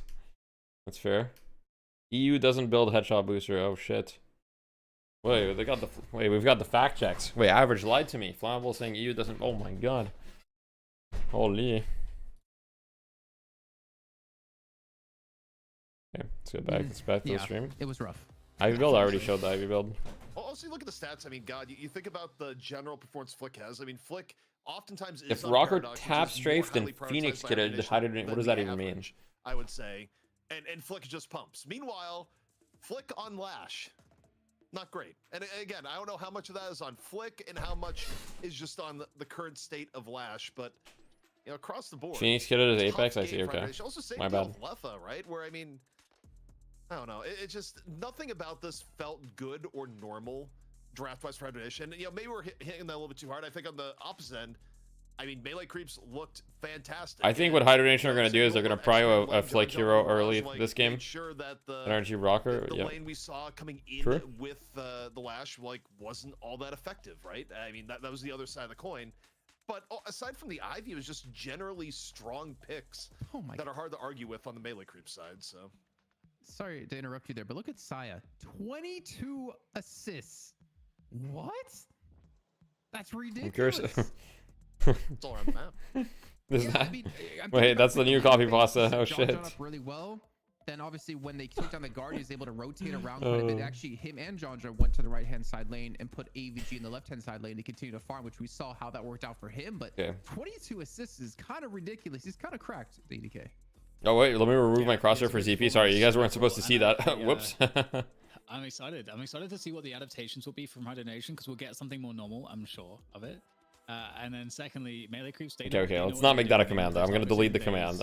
I'm not trying to make that a command. It's a funny copy pasta, but I'm gonna delete that. To see, you know, what the DDK a Dota player? No, DDK's been around for a very long time. He originally came from Quake, I believe. Tested deeper in, which we haven't seen yet today. Well, I do hope we get a closer game, but that means we do have to head to a break before we can get into that match. This is DFN number 22 into the money match over in North America. We have to find out. Can Hydronation take it to a match 3? We'll find ZP, out. move. You're going to get shot.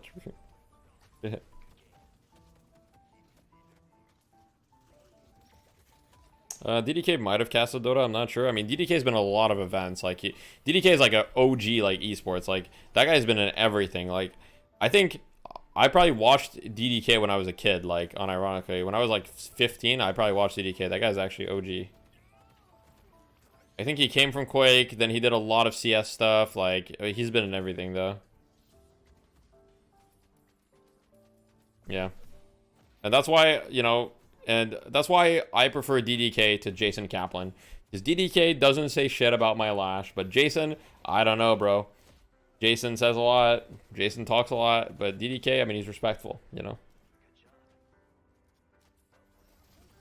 Rafa was the best in Quake? Yeah, Rafa is the best player, but like DDK is good, you know. Rafa still is the best player, really, I think.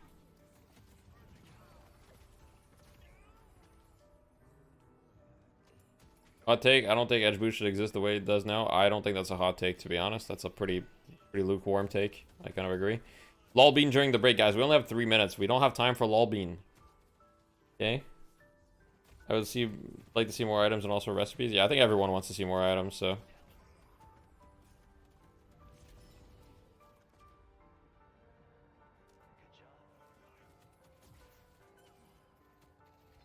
I think movement text in this game, there's already a lot of movement. I think this game's movement feels fantastic. Like, a lot of people that I've had try to play the game, like back in September and shit, when the game was popular, a lot of my friends that tried the game, like, all of them almost could agree, like, yeah, this game's movement feels fantastic, you know?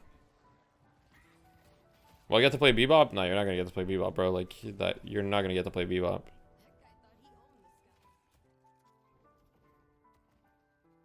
It is what it is, bro. Maybe when Bebop gets nerfed, you'll get to play him. The problem is, like, you're really good at Bebop, and on top of that, it's just, like, it's a hero that changes the game like not a lot of other heroes do, and so nobody wants to play against it. That was kind of a beautiful kill from Rokane, though, I won't lie. That was very beautiful.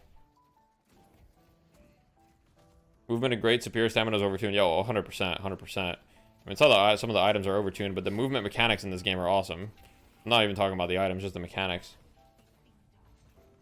Hydronation or Visceral Bebop haters, I mean, can't blame them. Dude, that was a crazy parry on Luffa there.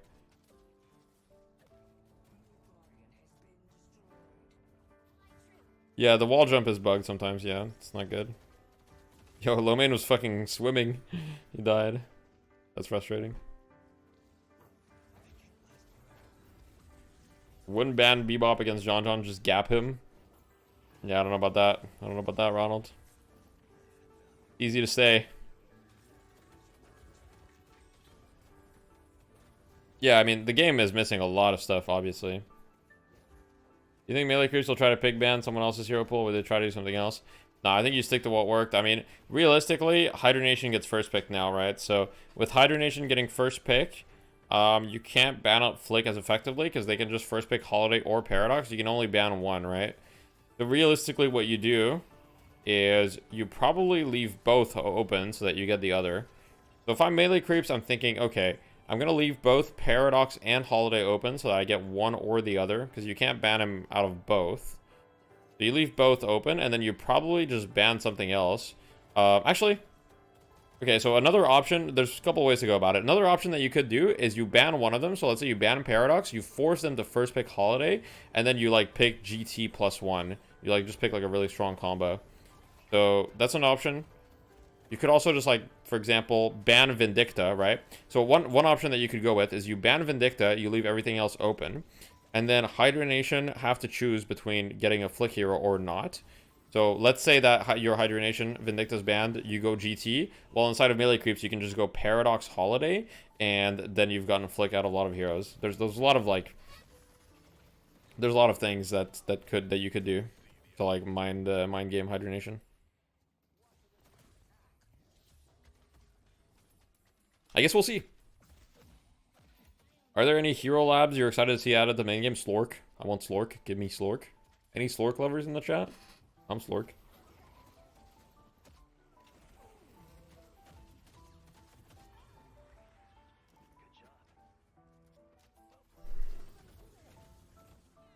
Slorking my shit right now. No, fuck.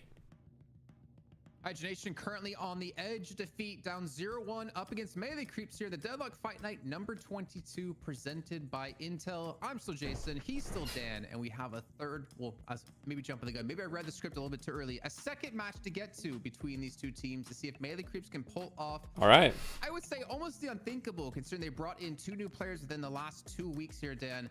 If they are able to beat Hydra Nation, especially if Hydra should get more of a normal pick, then I think this is a true testament to how good of a team they are, but more importantly, how damn good of a player Quig is to be able to come into a team like this. Yeah, and I think there's a few points here. Like John, who's been added, looks pretty good, and they put him on Mirage. He did a great job, really great job on Mirage. And what's interesting to me about that too is that Mirage is a pretty, I mean, healing rate is just so insane. So I think healing rate's going to get nerfed or changed in some way. I guess we'll see. You're trying to find a pick for John, who maybe has less of a diverse hero pool that you're comfortable with, like later into the draft. You probably get that secured probably somewhat early. So there's a lot of interesting dynamics we could next patch better be fucking massive, man. I'm actually itching for new content. I mean, I think the last patch was pretty massive. I mean, from 4 lane to 3 lane, that was pretty huge. So they're probably cooking something on the same scale. We'll see though. Would healing rate be balanced if you remove the 3 spirit power, remove the sprint speed? It would definitely be much more closer to balance if you did that. The production can do whatever they want. I just need to stop believing that I have any semblance of control power. Okay, Nathan's, who's arguing that regen is good though? You only buy regen out of like necessity. It never feels good to buy regen. In the front, where I just have a giant forehead. Jake, man, talk to us about this last game. Like, yeah, healing rate's really good in general. Yeah. Did you guys find your 6? Yeah, we have Wage. What was your thoughts on it? Proof is in the pudding, man. I feel like you gotta give a lot of credit. Random people on Discord and Reddit. People on Discord and Reddit, I feel, are like the masters of arguing semantics and like arguing like very specific item situations. And also, I feel like the people on Discord and Reddit hate the opinion of good players. Here and there in the draft, but I mean, a game like that is I don't know why NA rates it so much. That's a good question. You know, putting up a big statement. Well, you guys played the next. Well, I hope we'll play next fight night, but I thought we were gonna play this week, and then Vegas wasn't available, so I'm not gonna say anything about next week. The mental fortitude to get back up, pick themselves up off the ground, really, and try to find a new approach for the game. Well, Jake, remember what I said? You know, is it easier to lose in a stomp or lose a close game? How would you change healing rate? Well, you know what, Jason, you either. I feel like snowballing would be out of control without it. I don't know about that. I'm a villain, and I won't further explain that statement. Yeah, no, I think I know what you mean. NA trades damage way more. Yeah, the NBA. I feel like NA trades damage, but like less calculated, which makes like extra regen better. But I feel like that's one of those things where like in 3 months we'll be more disciplined, and we'll also think regen is shit. Maybe. I could be wrong though about that take. Could be wrong about that take. Well, they are first pick, so at least if the bans went that way, then they'd be the team grabbing the holiday. I feel like we have seen these like pick-off heroes just become super high prio, both because a lot of teams want to get Bebop off the board, and they're going to do it again here. I think another respect ban for John. I mean, historically, Hydra Nation has probably banned Bebop a lot more than. All right, so Bebop's banned. Makes sense. If you're melee creeps, what do? I said there's a couple options. One option is you ban Holiday, you force them to like pick Paradox, and then you go with like GT something else. Another option is you ban Vindicta, so that you have the only flyer in the game, and then Bebop is banned, right? So you're playing Vindicta. That could be an option. We'll see though. I think you have to not. What's the Calico build? You can search Vegas. Okay, ban Holiday.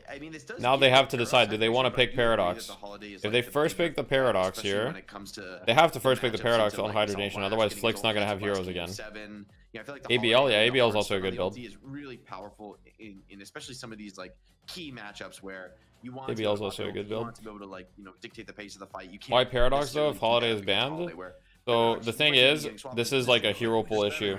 Okay, so flammable. The thing is, it's a hero pool. Flick has a fairly small hero pool compared to the average player. So the melee creep strategy last game was to ban out Flick. So they picked or banned all of his heroes, and so Flick ended up on Lash. That's why he was on Lash. He didn't have any heroes left other than Lash. Was really good. So he looked great. So I think melee creep strategy is just make sure that you don't give Flick his heroes. I mean, I think you pick Paradox here if you're melee creeps because you really like. I think the strat worked. Like you got Flick off his comfort zone. It worked really well. I think you do it again. Hero now, I would say overtaking Paradox. So it's at 94%, which is kind of insane. First pick GT again. I mean, GT is like GT's broken. Yeah, I mean Mirage as well. Like we know, like AVG, Pashi can both play Mirage too, so you do have that level of flexibility with John on the team. I mean, why not go? Yeah, they pick Paradox. Yeah, if we're talking about it, take away all pick potential for hydronation. And looks like Flick gets at least Mo though if they pick Para. That's true. If Flick gets at least Mo, then it's like playable. Yeah, I want to say with good faith that they had some sort GT was first pick like every game. Yeah, GT first pick is just like, oh, I don't know, it's just OP. Maybe it was thwarted when the Mo ban came in the second round of bans. Yeah, I think just because Hydronation are desperate for catch and stun. I mean, with Bebop Holiday banned, I mean, like Lash is like another option. I like the Calico in general as a hero, but I do think Calico, okay. Now I don't think they're getting it. Whether melee creeps take I mean, if they don't take the Mo, it's gonna get banned, and then Flick is gonna be like hero less again because melee creeps is just gonna take Abrams too. Maybe take like something like a pocket. Who plays GT for TF2? Salty or Vegas? I do think you're missing. Recently, it's been more Vegas. In the lineup, and there's perilously few sources left in the draft. Like with, I mean, like Lash and Viscous fell flat last game. You feel a little scared relying on those again. Sinclair, okay. Sinclair does offer a bit of I don't know. If I'm Hydronation, I feel like the issue last game, or one of the big issues, is like I got snowballed out of lane because I didn't have a good lane, and now Flick is going to be stuck on a hero again. Maybe they put Flick on Viscous this time. That could be. Are you guys drafting Kelvin Shiv? Yeah, we've drafted Kelvin Shiv. It's pretty good. It felt like we're in a similar spot. I think before we were like, oh, they should pick Mo or Yamato here. At least that's kind of where. Are they intentionally scapegoating Flick this week? I don't know. But here, if you're melee creeps, you just ban Mo. Pick Vindicta, ban Mo, pick Abrams. Previously, and Lomane did a really good job on the Vindicta. Some teams really like running that Vindicta, and NA has highly valued it for a long time. So it kind of makes sense that we're seeing it in like the third slot right now. But now the ban. This is like I think the important part. Like, would it be the Mo?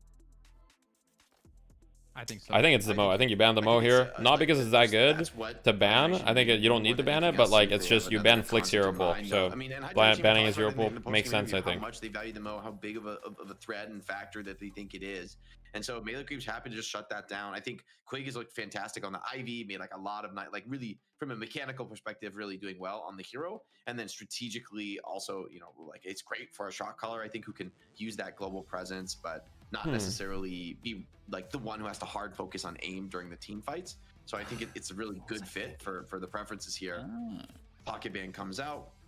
Definitely could be a problem for your great talents, your Sinclairs, who want to be able to like escape and kite. What's Flick got left? Viscous Lash? Yeah, I haven't seen him play Viscous in a long time.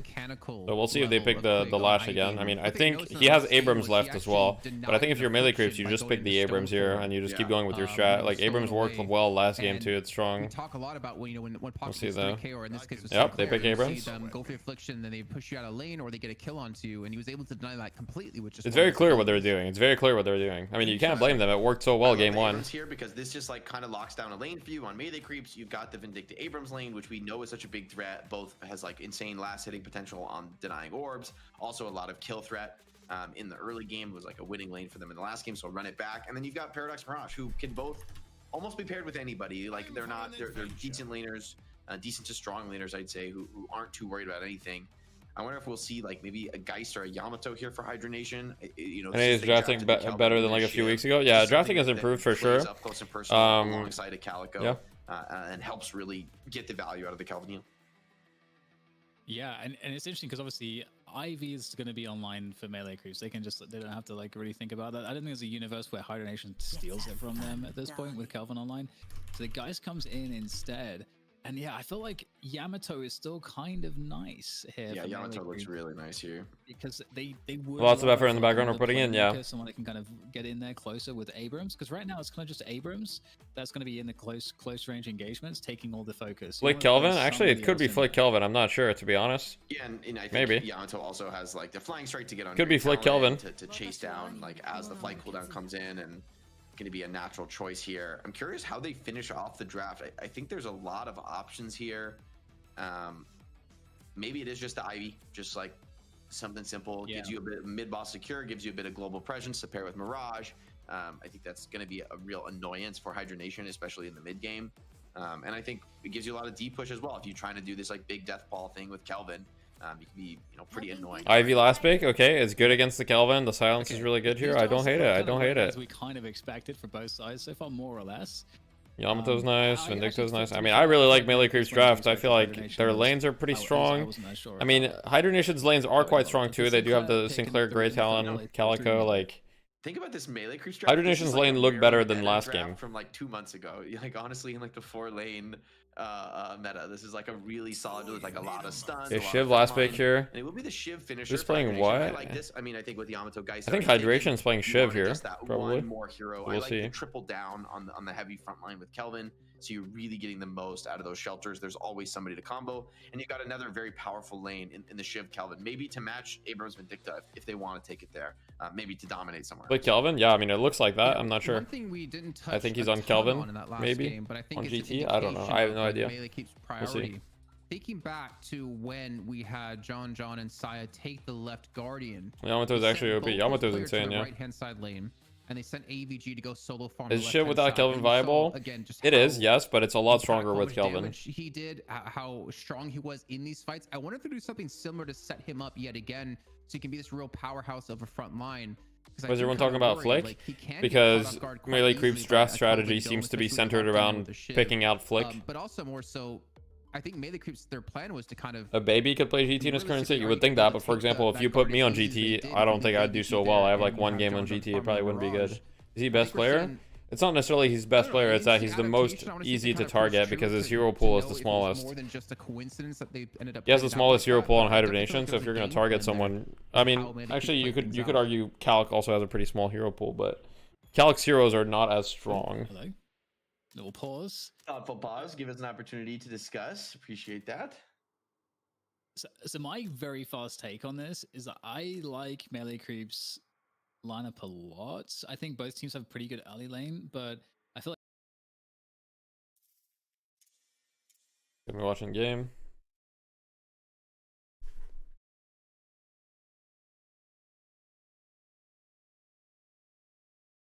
Also that he can get in game real true and real true.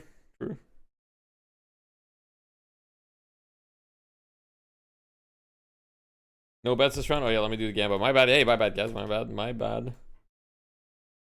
Who wins game 2? It's HN or MC. 5 minutes to vote. Go. Boom. Hydration Calico? Yeah, we've seen Hydration Calico. When she first came out, he played her a decent amount, and then he kind of stopped. I see Abrams.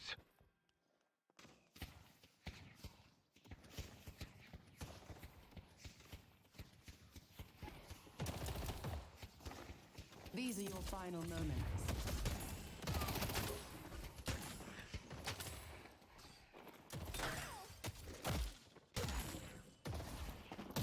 Meet your end.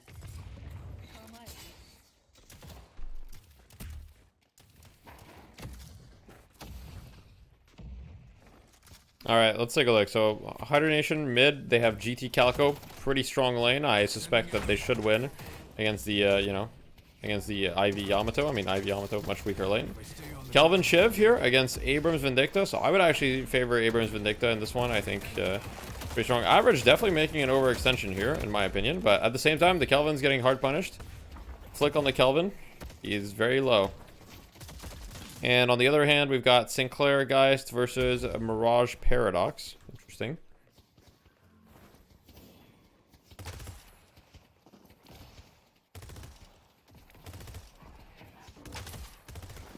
Getting a lot of denies. Ooh, okay. Big damage from the side of Rocker. Nicely done, nicely done. Huge bolt. Has Flick played a decent amount of Kelvin? Not as far as I'm aware, but hey, I mean, I don't know. I guess we'll see. We'll let the Kelvin players judge. You know.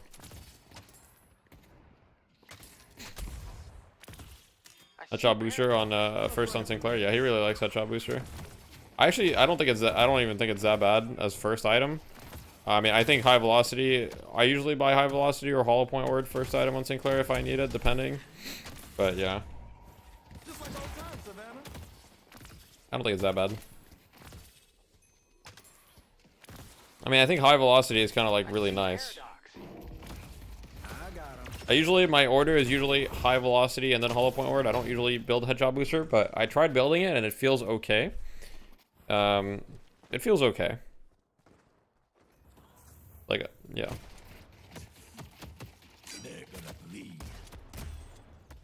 So now they're just kind of freezing the lane here. Okay. Heather going in. Onto Flick. Is Flick going to perish? Oh wait, he's actually turning it. Wait, he's turning it. Onto the Vin. Almost kills her. Lobs the nade. With Vin's 1. Man, that I feel like that should not have gone the way that it did.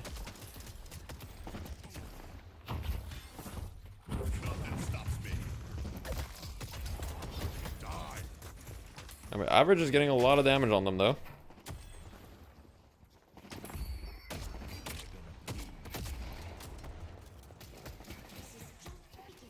That's what Flammable meant about grouping up for the nade, sure.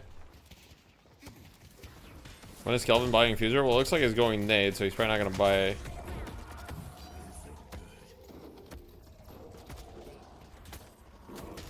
Okay, Calcus is dead. And it looks like Flick will also die. Oh! It waited! The Guardian waited.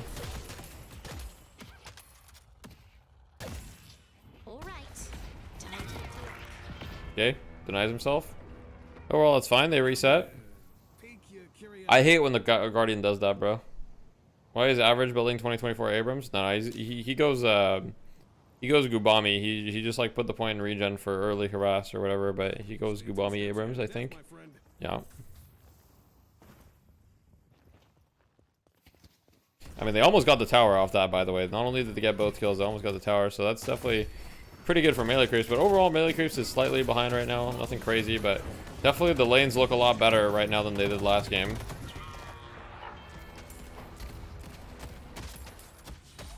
As far as mid lane goes, Hydration has a kill. Right, the mid lane is looking not very good for Poshy Pop and Quig. Makes sense. I mean, it's a very difficult lane they put them into.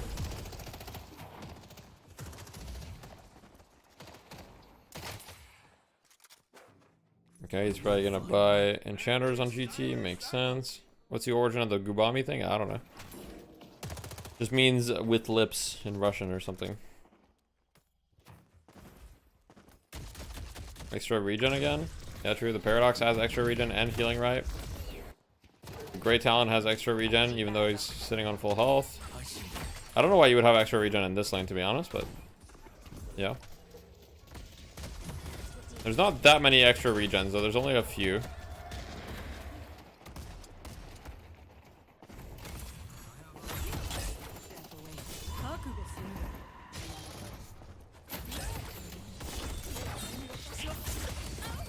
Oh, hydration goes down. Okay.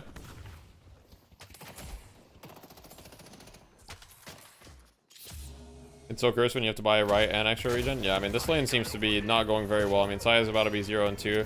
Lanes are going a lot better for Hydra Nation this game, overall.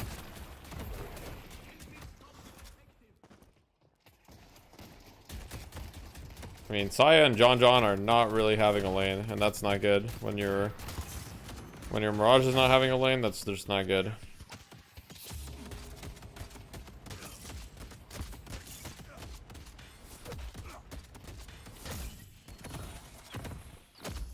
You need an extra regen check? I mean, I think there's a 1, 2, 3. So 3 extra regens. I feel like that's not that bad. We can let that slide, right?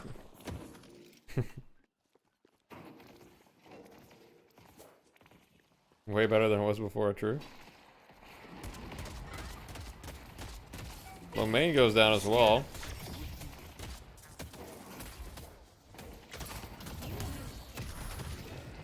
It looks like Mirage is being dove. I mean, where did the Paradox go? I think he just went to a different lane. Flops flick. Average is dead. Well, this is not going well. I mean, this is looking much better for Hydration. They're playing the lanes much better than they did last game. They have much better lane matchups. Like, it's looking really good for Hydration this game. They're playing well. We'll see how it turns out, but right now Hydration are definitely like solid in the lane. I mean, it's 7 minutes and John has 2.8k. Like, how is that possible? What happened?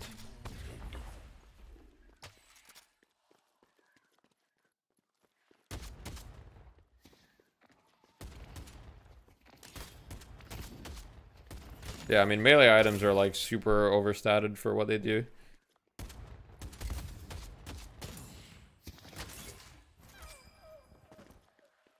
Okay, Hydration goes down though, killing the mid lane. John just has to recover. Like, bro is like actually like a trooper. He's super poor. It's kind of crazy. I'm not even sure how he became this poor. I'm gonna be honest. Like, no hate or disrespect intended. I'm just not even sure.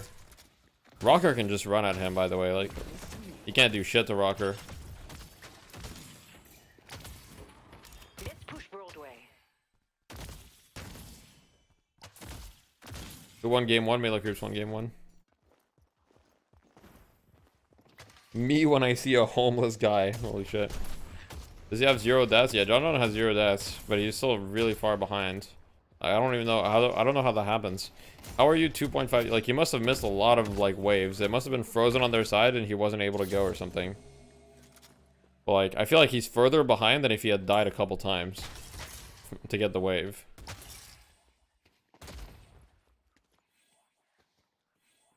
How come you don't play Abrams? I play Abrams sometimes, but my team doesn't usually need me to play Abrams. But I'm happy to learn it if my team needs me to learn it. I'll gladly play it if my team needs me to. I'll play anything if my team needs it. Okay, big IV rotation here. Third person cam. Kelvin goes down. We got a further fight here. It looks like Hydration are going to be able to clean this one up, though. Saya goes down. Quig very hurt. Lockets gets executed. Bird coming in. Hydration cleaning house. Very, very dominant lead for Hydration right now.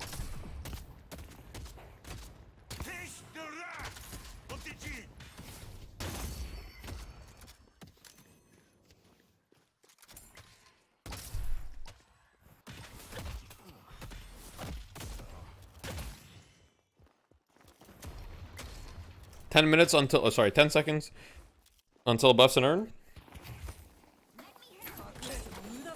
We'll see kind of how it goes here. Hydration and flick on top of the buff. While she tries to parry, unfortunately, does not quite work out. He's gonna have to reset here. He's probably just gonna get chased. I mean, he's kind of stuck in no man's land. He can just go in the teleporter and just TP out and he'll be fine. And he does indeed do just that. Hydration are gonna pick up the urn for the momentum. This is only the beginning.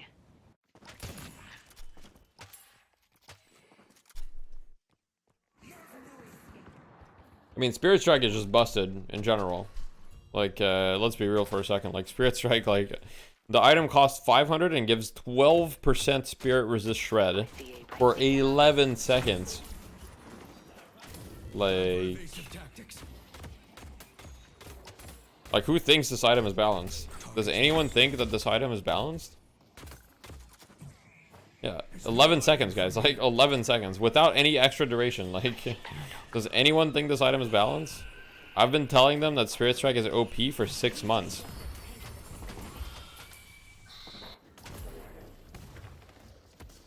Yeah, it works on light melee. If it was heavy melee only, it might be balanced, but it's light melee, so it's super easy to proc. Like, people can't predict whether you're gonna light melee or not. And it does damage. Like, if it was just a shred, it would be probably OP, but it does damage on top of that. It's insane. A lot of 500 spirit items were better, like the old infuser. Nah, this item is actually insane, though. I think it's balanced. It's not. It's not. Yeah, Viscous 3 with Spirit Strike. I mean, there's zeros that apply it for free, like Viscous, right? But even if you're not playing Viscous. Alright, so John John's getting ran out. John John has recovered somewhat, though. So 8k lead for the side of Hydration. Now, if you're a Melee Creeps fan at home, what do you need Melee Creeps to do? So In my opinion, at this stage of the game, melee creeps need to mitigate the losses and look for picks when people are isolated, right? So they know, for example, the Sinclair is very likely to play alone. That's how this team plays a decent amount. They'll have the Sinclair just push waves very aggressively. So you could look at him for picks. Otherwise, don't take extended team fights. So this fight on the right side, for example, you want to get a quick pick. Maybe you can get a couple more, but you definitely don't want to like overchase here. Because if you overstay, you're going to lose the fight. So I don't really like this play from them, right? Because this was kind of bound to happen.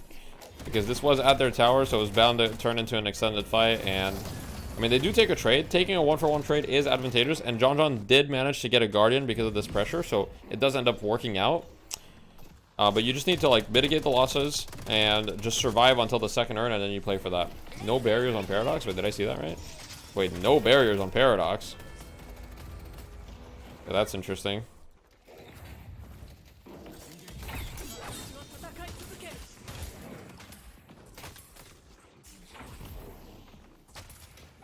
Yeah, the Paradox build is not looking great. He's got a combat barrier now, though.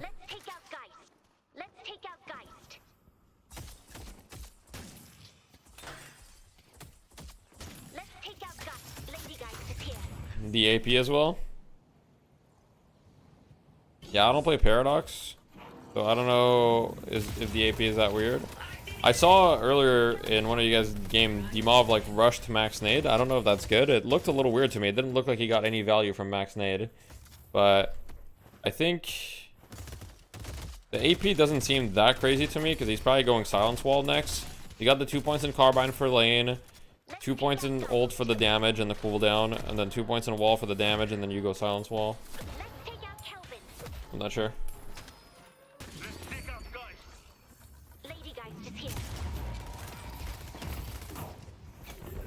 Big fight happening on the other side of the map, though. Rokane goes down. That's a huge pick.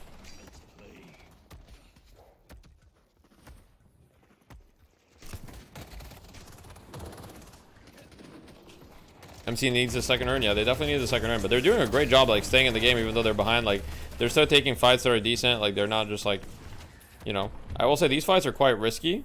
So here we'll see if they get punished by hydronation. So Quig does go down.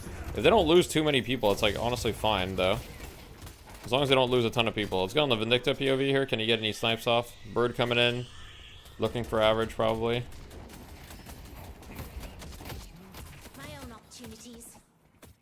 I mean, Vindicta is just doing a lot of damage with birds. Can we look at outgoing damage? Crow Familiar, 3k damage in this life. Valve, anyone watching at home? Take notes, okay. Thank you. Okay, good dome. Honestly, good dome.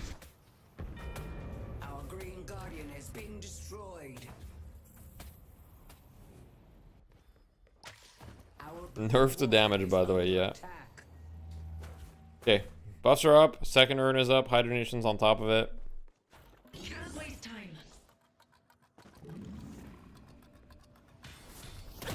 Oh, wait, who got that?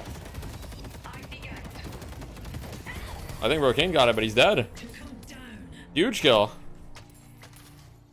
Massive kill. Now Saya's got a bunch of money. Hydronation have the urn, but we'll see how this plays out. How this next urn plays out and then this next couple of minutes will determine a lot about the game. Because if the enemy team manages to get the urn in this situation, if hydronation manage to turn in this urn without losing much, the game will be very much in their favor. If melee creeps gets the urn somehow, or like takes a lot in exchange, then melee creeps will be fully back into the game. Is there a TTS in the stream? Yeah, if you donate, there's a text-to-speech indeed. So if you, there's a donation link below. I think donate or donation. There we go. You have to donate at least $100. Nah, you don't.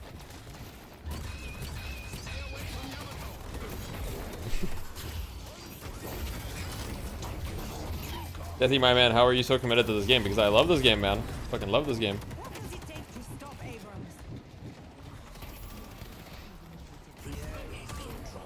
What did Geist max? Let's take a look. Geist max, life drain. Oh, melee creeps, while we were talking about text-to-speech, melee creeps just ran out of hydration, won a team fight, and grabbed the urn, and now they're ahead. So, I don't know what I was yapping. My bad, guys. But melee creeps just turned the shit around. And now Saya, by the way, Saya, who's 1-5, is now the richest hero on his team by like a decent margin. He's after the Rokane kill. That Rokane kill was actually like, that was a lot of value. What's Quig doing mid? He's just clearing the wave, I think.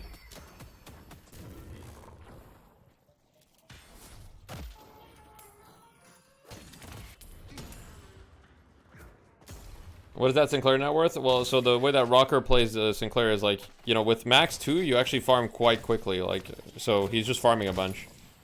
He's pushing waves and farming a lot since he's playing like carry Sinclair, right? He's probably mostly pushing waves and farming. He has very low kill participation, so yeah. Now, the good news about that is that he's very strong. Like, in fights, he is actually very strong. The bad news is he doesn't have any utility. I mean, he has slowing axe, though. He has slowing axe, but yeah. You need to watch your macro guy? Yeah, get to it, bro. You'd only choose one character to play for a year. Who would you choose and why? I would choose Lash because I never get bored of playing Lash. Gary Sinclair seems really difficult to play. Yeah. I mean, it is. I mean, it's centered around his assistant and his gun. Right now, it's not even that bad because his gun is like pretty overtuned, but his gun is definitely gonna get nerfed. His gun shouldn't do this much damage. Yo, Volxa, thank you for the 4 months. I appreciate you. Let's go yellow.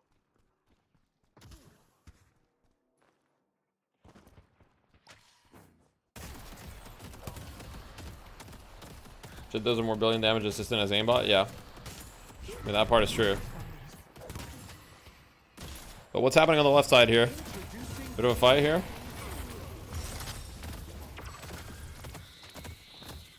That's the only problem I have with max bolt is that a lot of the time the bolts just miss. When they miss, it's, you know, I do think the build would be better without max bolt. But hey, I mean, it works for him, and that's all that matters.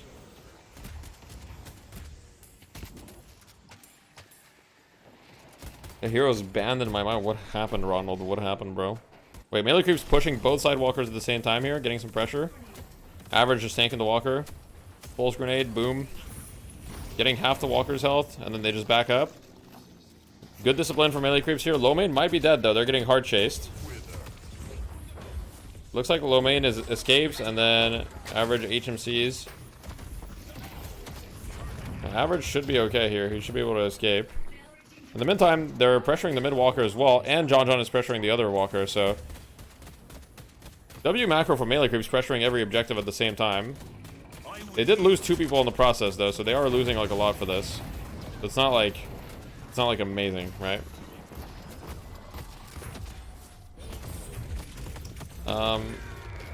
Okay. Not W movement from John, but it's okay.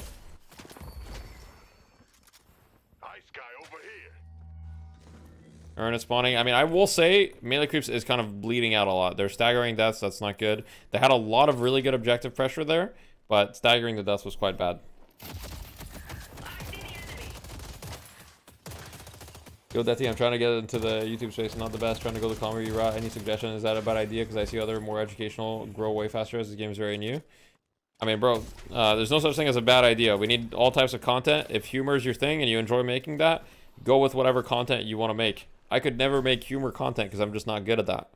So I do what I'm good at and what I like to do, which is educational. You know, I didn't start educational content because I thought it would go big. I started educational content because I liked doing it, and then it became big. Nobody, most big YouTube channels don't start because they think they can make it big. They start because they love it, and then they end up making it big. Okay, Domes, is he gonna get the urn? Oh, Poshi's just dead, and they get the urn. Wait, huge from the side of Hydronation. If they win this fight, they could get mid boss. This could be huge.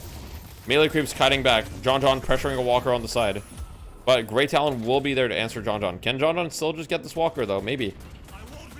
He might be able to just kill it in Grey Talon's face.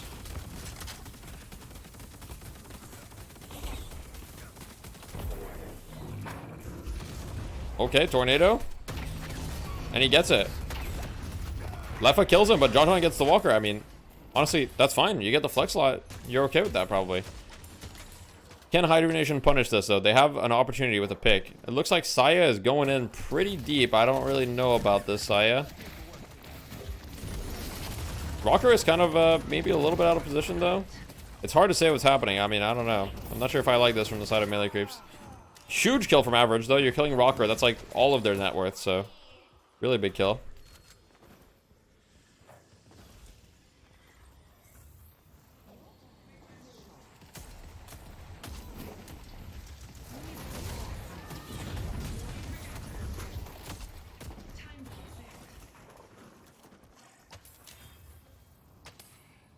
Okay.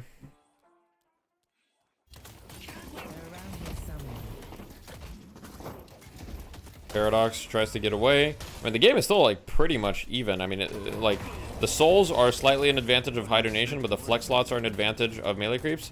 I mean, another kill here could mean a mid boss potentially. See what happens though.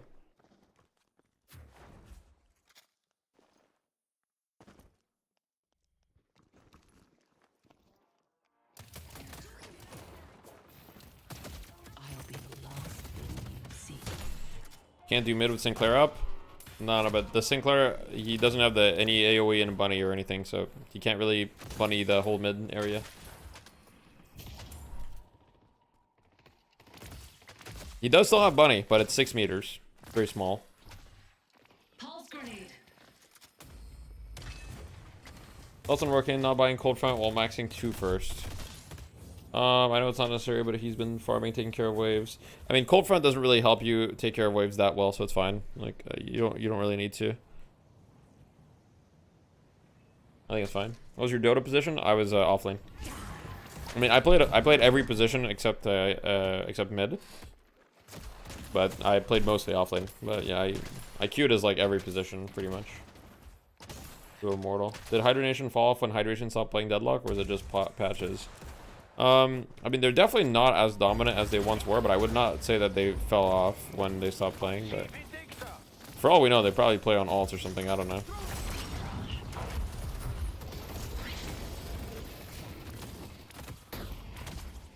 Okay, so big fight here. Whoever wins this fight could get mid boss. So Poshi Pop going in. Poshi Pop, will he pop his ult? He does. So Calculator does go down. Sinclair steals the Yamato ult, refreshes all of his abilities. Is shooting them down. Kites, lives.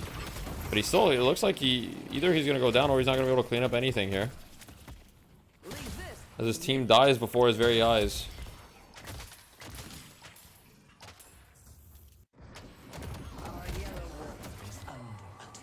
I mean, here if they kill it, surely they just go mid probably, right?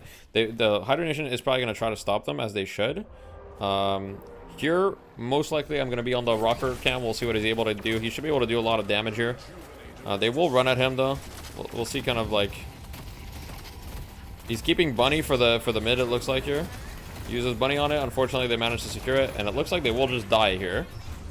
And this is kind of worst case, because you're giving them mid and you're dying. So they're going to get the urn. They're going to get the walkers. In theory, if melee creeps play this well, this should translate to a pretty significant lead. 2 people dead for 40 seconds. They should be able to use this to their advantage. If you're John here, you probably just clear this wave, pick up the urn, run the urn immediately. It looks like he's going to do that. Makes sense.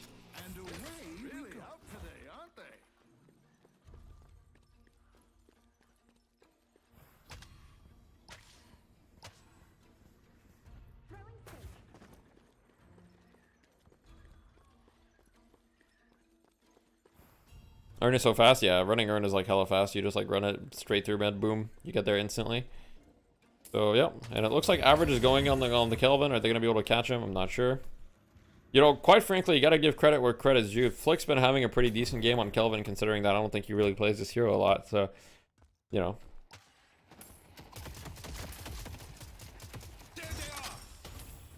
Right, he's playing like. Instead of buying utility though, he bought Quicksilver Reload and Infuser, I guess. But he does still have Rescue Beam. He still has a lot of utility or whatever. He just has like this weird hybrid build. I don't play Kelvin, so I can't really judge it. Yeah, it could be good, it could be bad. I have no idea. It's just it's definitely a build that's definitely a build I haven't seen before. It's actually not bad. I'll take your word for it. Okay, so they're going on Geist here. Geist has swap, but she's cursed. Will she get swap off? She does. Does get swap, but we'll just die. Kind of worst case. Now you don't have swap for next fight. As we can see, it looks like GT will be caught here. Digital technologies, yeah, digital transformation, stuff like that, yeah. That's what I did.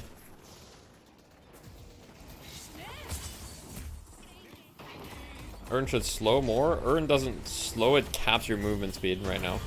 It doesn't slow at all, it just caps your movement speed at a certain fixed rate, which if you're faster than that, then yeah, it does slow you, but if you're slower than that, it actually speeds you up, if anything. I think Urn should not speed you up at all. But most likely, if you were just visible, like, okay, so the thing where you're invisible at first makes it really hard. If you were just visible the moment you picked up the Urn, it wouldn't be an issue that it's fast, I think. So that could be a fix. That'd be one fix. Another fix would be just, you could do the... You could just like make it so you're slower. But it looks like Hydration here are just kind of getting staggered, and looks like they're gonna go down, and they're down 30k now. Mid boss firmly in the hands of melee creeps, and really this is melee creeps' game to lose. Very surprising, because I thought Hydration had a very firm grasp on the game early on, but Gal gets cursed here on the Shiv. He shifts.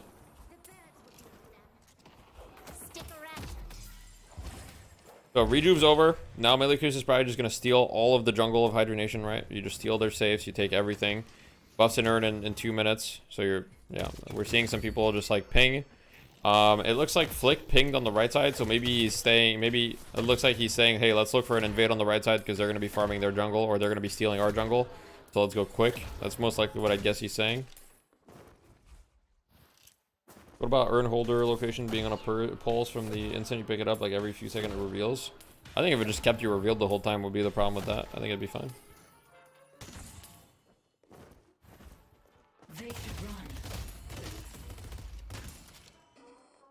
What is Sinclair Surge on? It's on the 1. On the 1. It's a classic rocker build. That's how he plays Sinclair.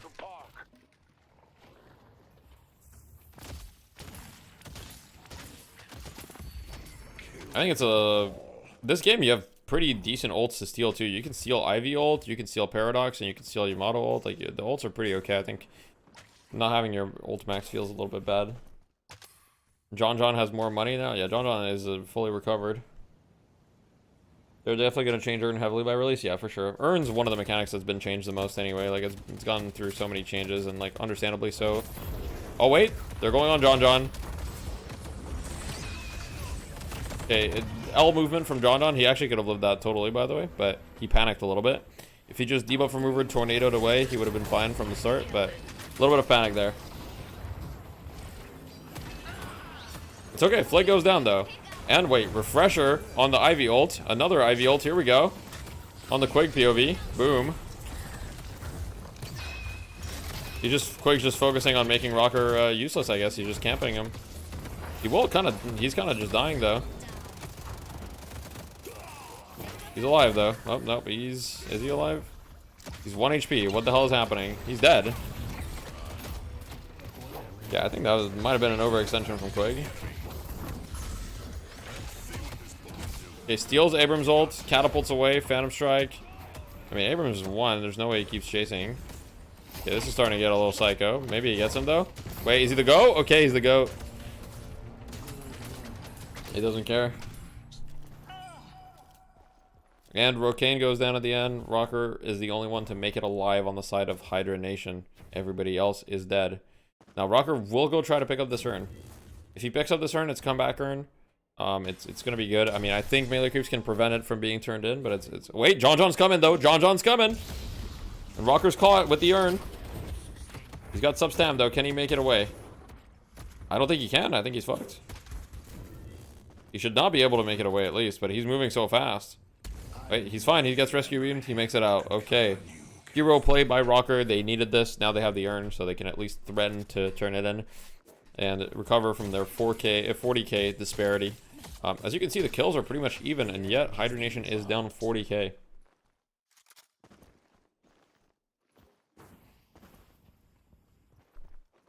He has both buffs. Yeah, Sinclair has movement and gun. That explains a lot, actually, why he's so fast and shit. Melee Creeps is winning. Yeah, Melee Creeps won game 1, and game 2 they're firmly in the lead.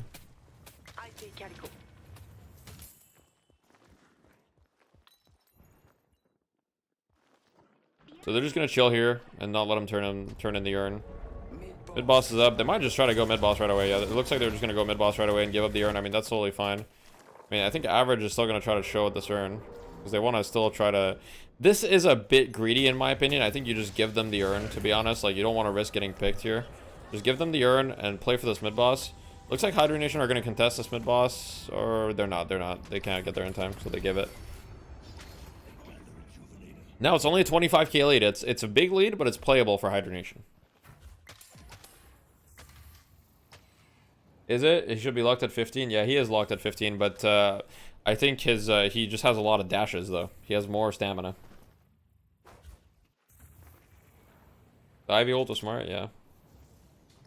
Bought that off a Knickerbocker that was about to get his legs broken.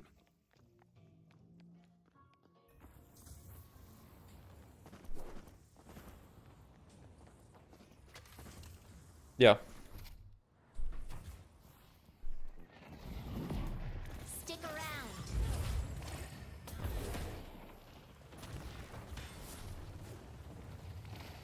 Summoning crows. Donating every single buff to teammates who forgot which one gives you. Yeah. Fair. Shadow form is not ready.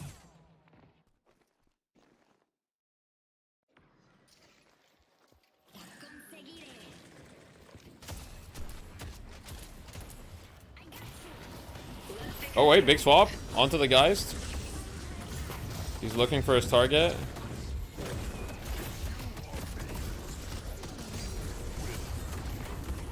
Okay, they're onto the Kelvin. Okay, Kelvin's just dead. Instantly. It's not looking good. Let's get into the third person perspective. POV. Rocker's going in. He wants to steal IV ult, I think. Does he? Yeah, he stole IV ult. But he's won. He dies, but he has IV ult when he comes out. Let's get on the Rocker POV. Is he going to be able to IV ult in time? He's not. Oh, unfortunately, he doesn't get to use it at all. That's actually worst case. Now he doesn't have his ult for 90 seconds because he didn't get to use it. I think they actually just lost here. I think they can just end the game. They have refresher on Yamato. Some of the people are down forever. Like, if they just get a stagger here, just like down it. If they get any stagger here, it's GG, I think, instantly. I think even without staggers, they can probably just end. Yamato refreshers, I think they can just kill it. Yep. He refreshes. They're going to go for the end. And I think they can do it. Like, I don't think they can stop them at all. I think Pashi peaked maybe a little bit early. Pashi's taking a lot of unnecessary damage, though. But it's GG.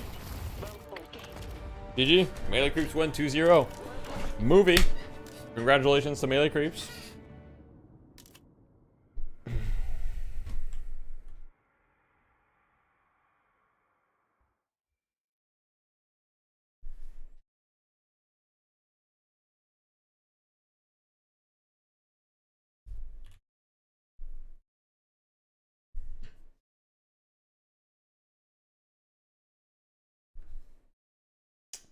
GG.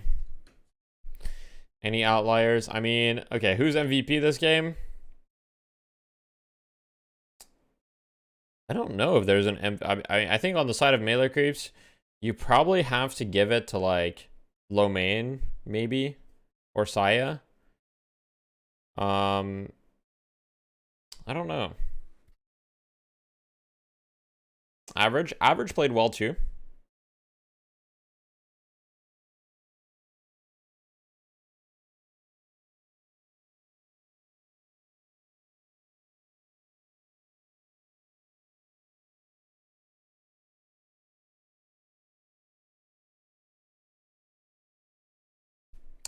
Yeah, all right, let's go watch the stream. I hear there's gonna be an interview or whatever. See what's going on.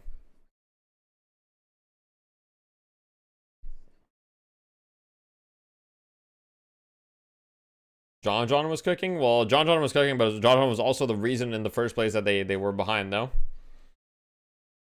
It's a team game, there's no MVP.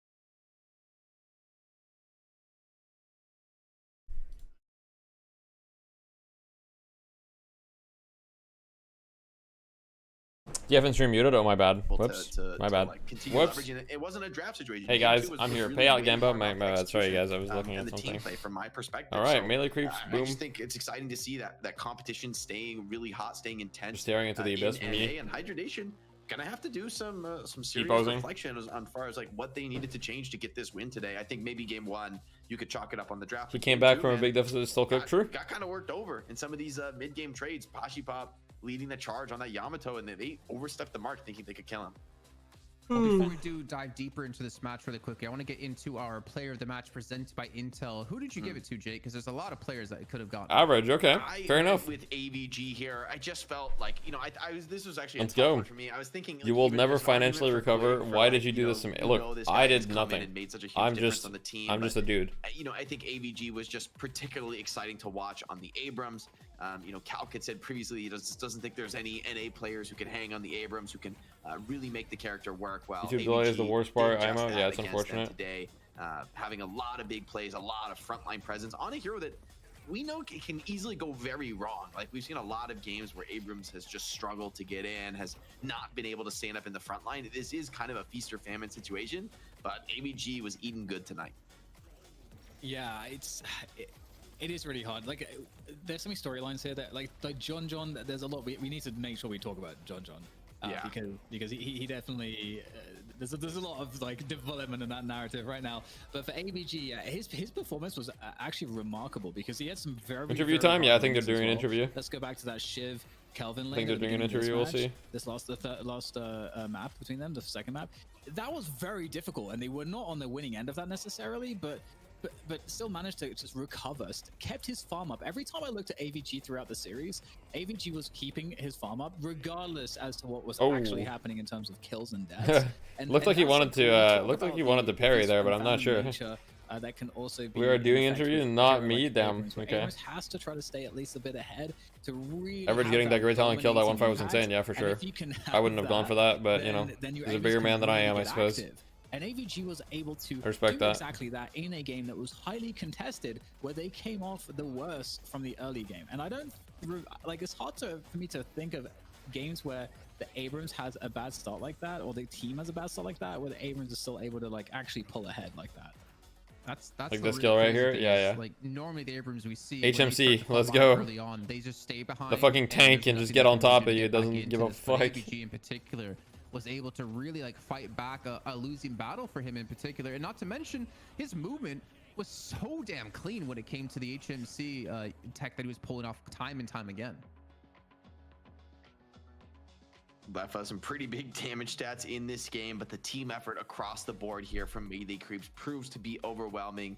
Pretty impressive stuff. Saya, low main, both doing a lot of damage. And, I mean, this is really, guys, take a second. Like, I love that. Remember that like, Goober was the #1 HMC apologist not the most ridiculous when this shit like got figured out. Like, starting a lot of fights where HMC gonna get nerfed. Nah, that shit needs to be removed. He's gonna do enough damage. Remove it. He's gonna buy enough time for the rotation. Get it out of the game. That rotation immediately. So from Melee Creeps. I felt that the coordination was me when I hit one button. I'm teching. Even into the Kelvin, it's like that's like the toughest test, right, for squads is can you take the team. You have to time it. It takes too long. With the potential for Frozen Shelter to really I don't know about that. Change the calculus in the moment-to-moment fight, and they were able to navigate it super well. Maybe a couple misbegotten split pushes there throughout the match, but overall for Melee Creeps, really impressed with the macro, really impressed with the laning, and you know, honestly, to beat a team like Hydra Nation, you need to be on point.